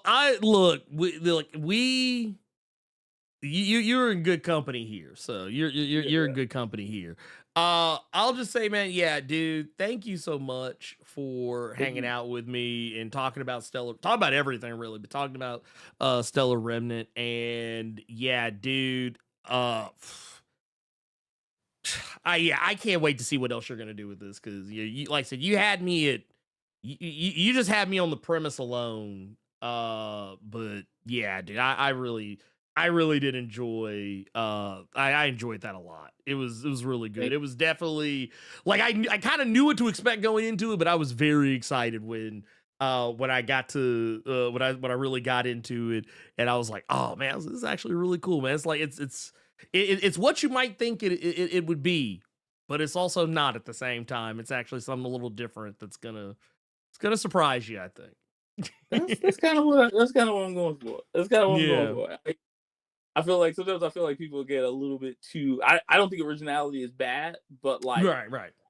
I think people get too like, it needs to be the most original thing you've ever seen. It's like, if it's good, they could be a little bit of just like, you just gotta have something meaningful to say, Mm-hmm. Oh no, that is like I keep I don't know who needs to hear it, but I'm a firm believer.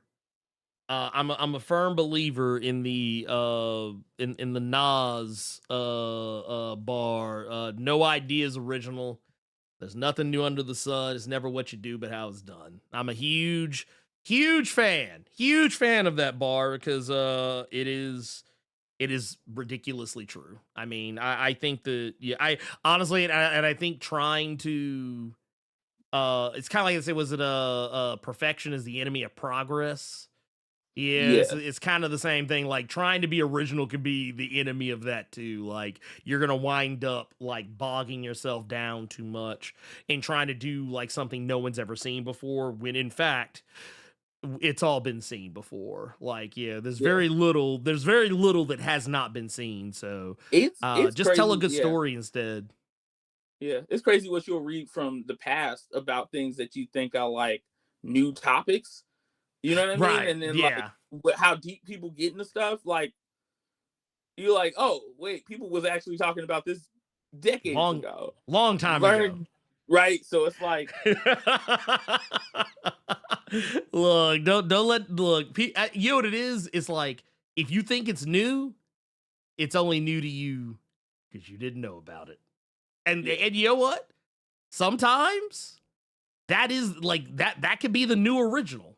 That could be the new yeah, original. Like somebody who didn't like. There's probably gonna be some like you know there's gonna be somebody out there who's gonna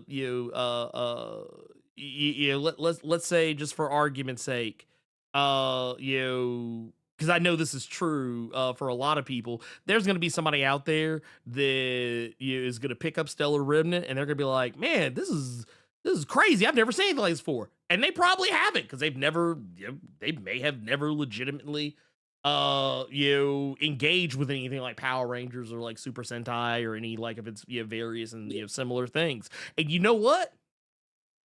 Okay, hey, that's a win. Look, that's a feather in your cap. So yeah. you can be like, yeah, that was all me. And like I'd be like, yeah, just roll with it.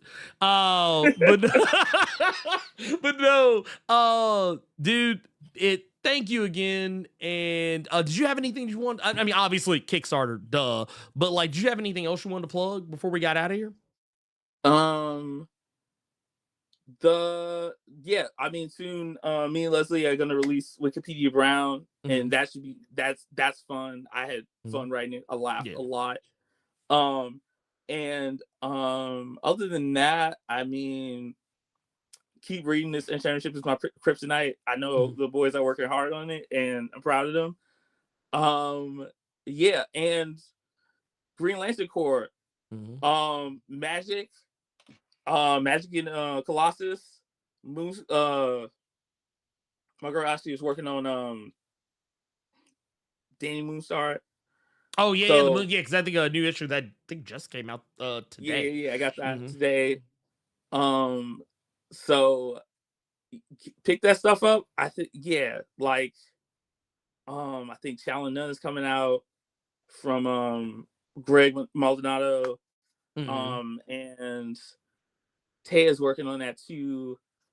And what was the other thing? I think Miguel is getting ready. Miguel Hernandez is getting ready to release, I think, some more stuff soon. Look him up. He's dope as hell. He's Hmm. one of my favorite artists. Um, and then Charles is always doing scrap.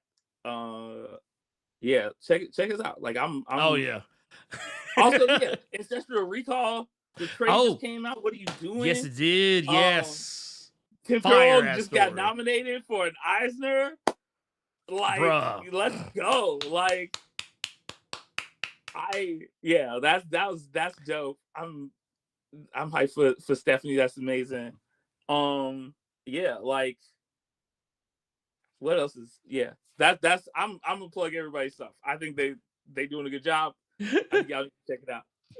Oh yeah, no, like I said, dude, man, but people out here doing the thing, man. I ain't mad at not naming one of them. There's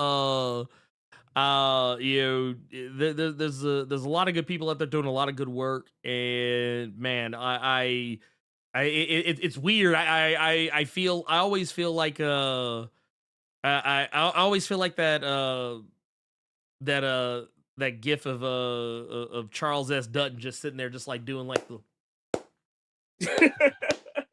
that's me. That's me every time. Every time I see my Yeah. peoples out here doing something, I'm like, oh man, do I love to see this shit. But Yeah. no, but no, yeah, dude. Like I said, y'all, we'll get you back. Hopefully, maybe we get both you and Leslie on for to talk about Wikipedia Brown when y'all are ready.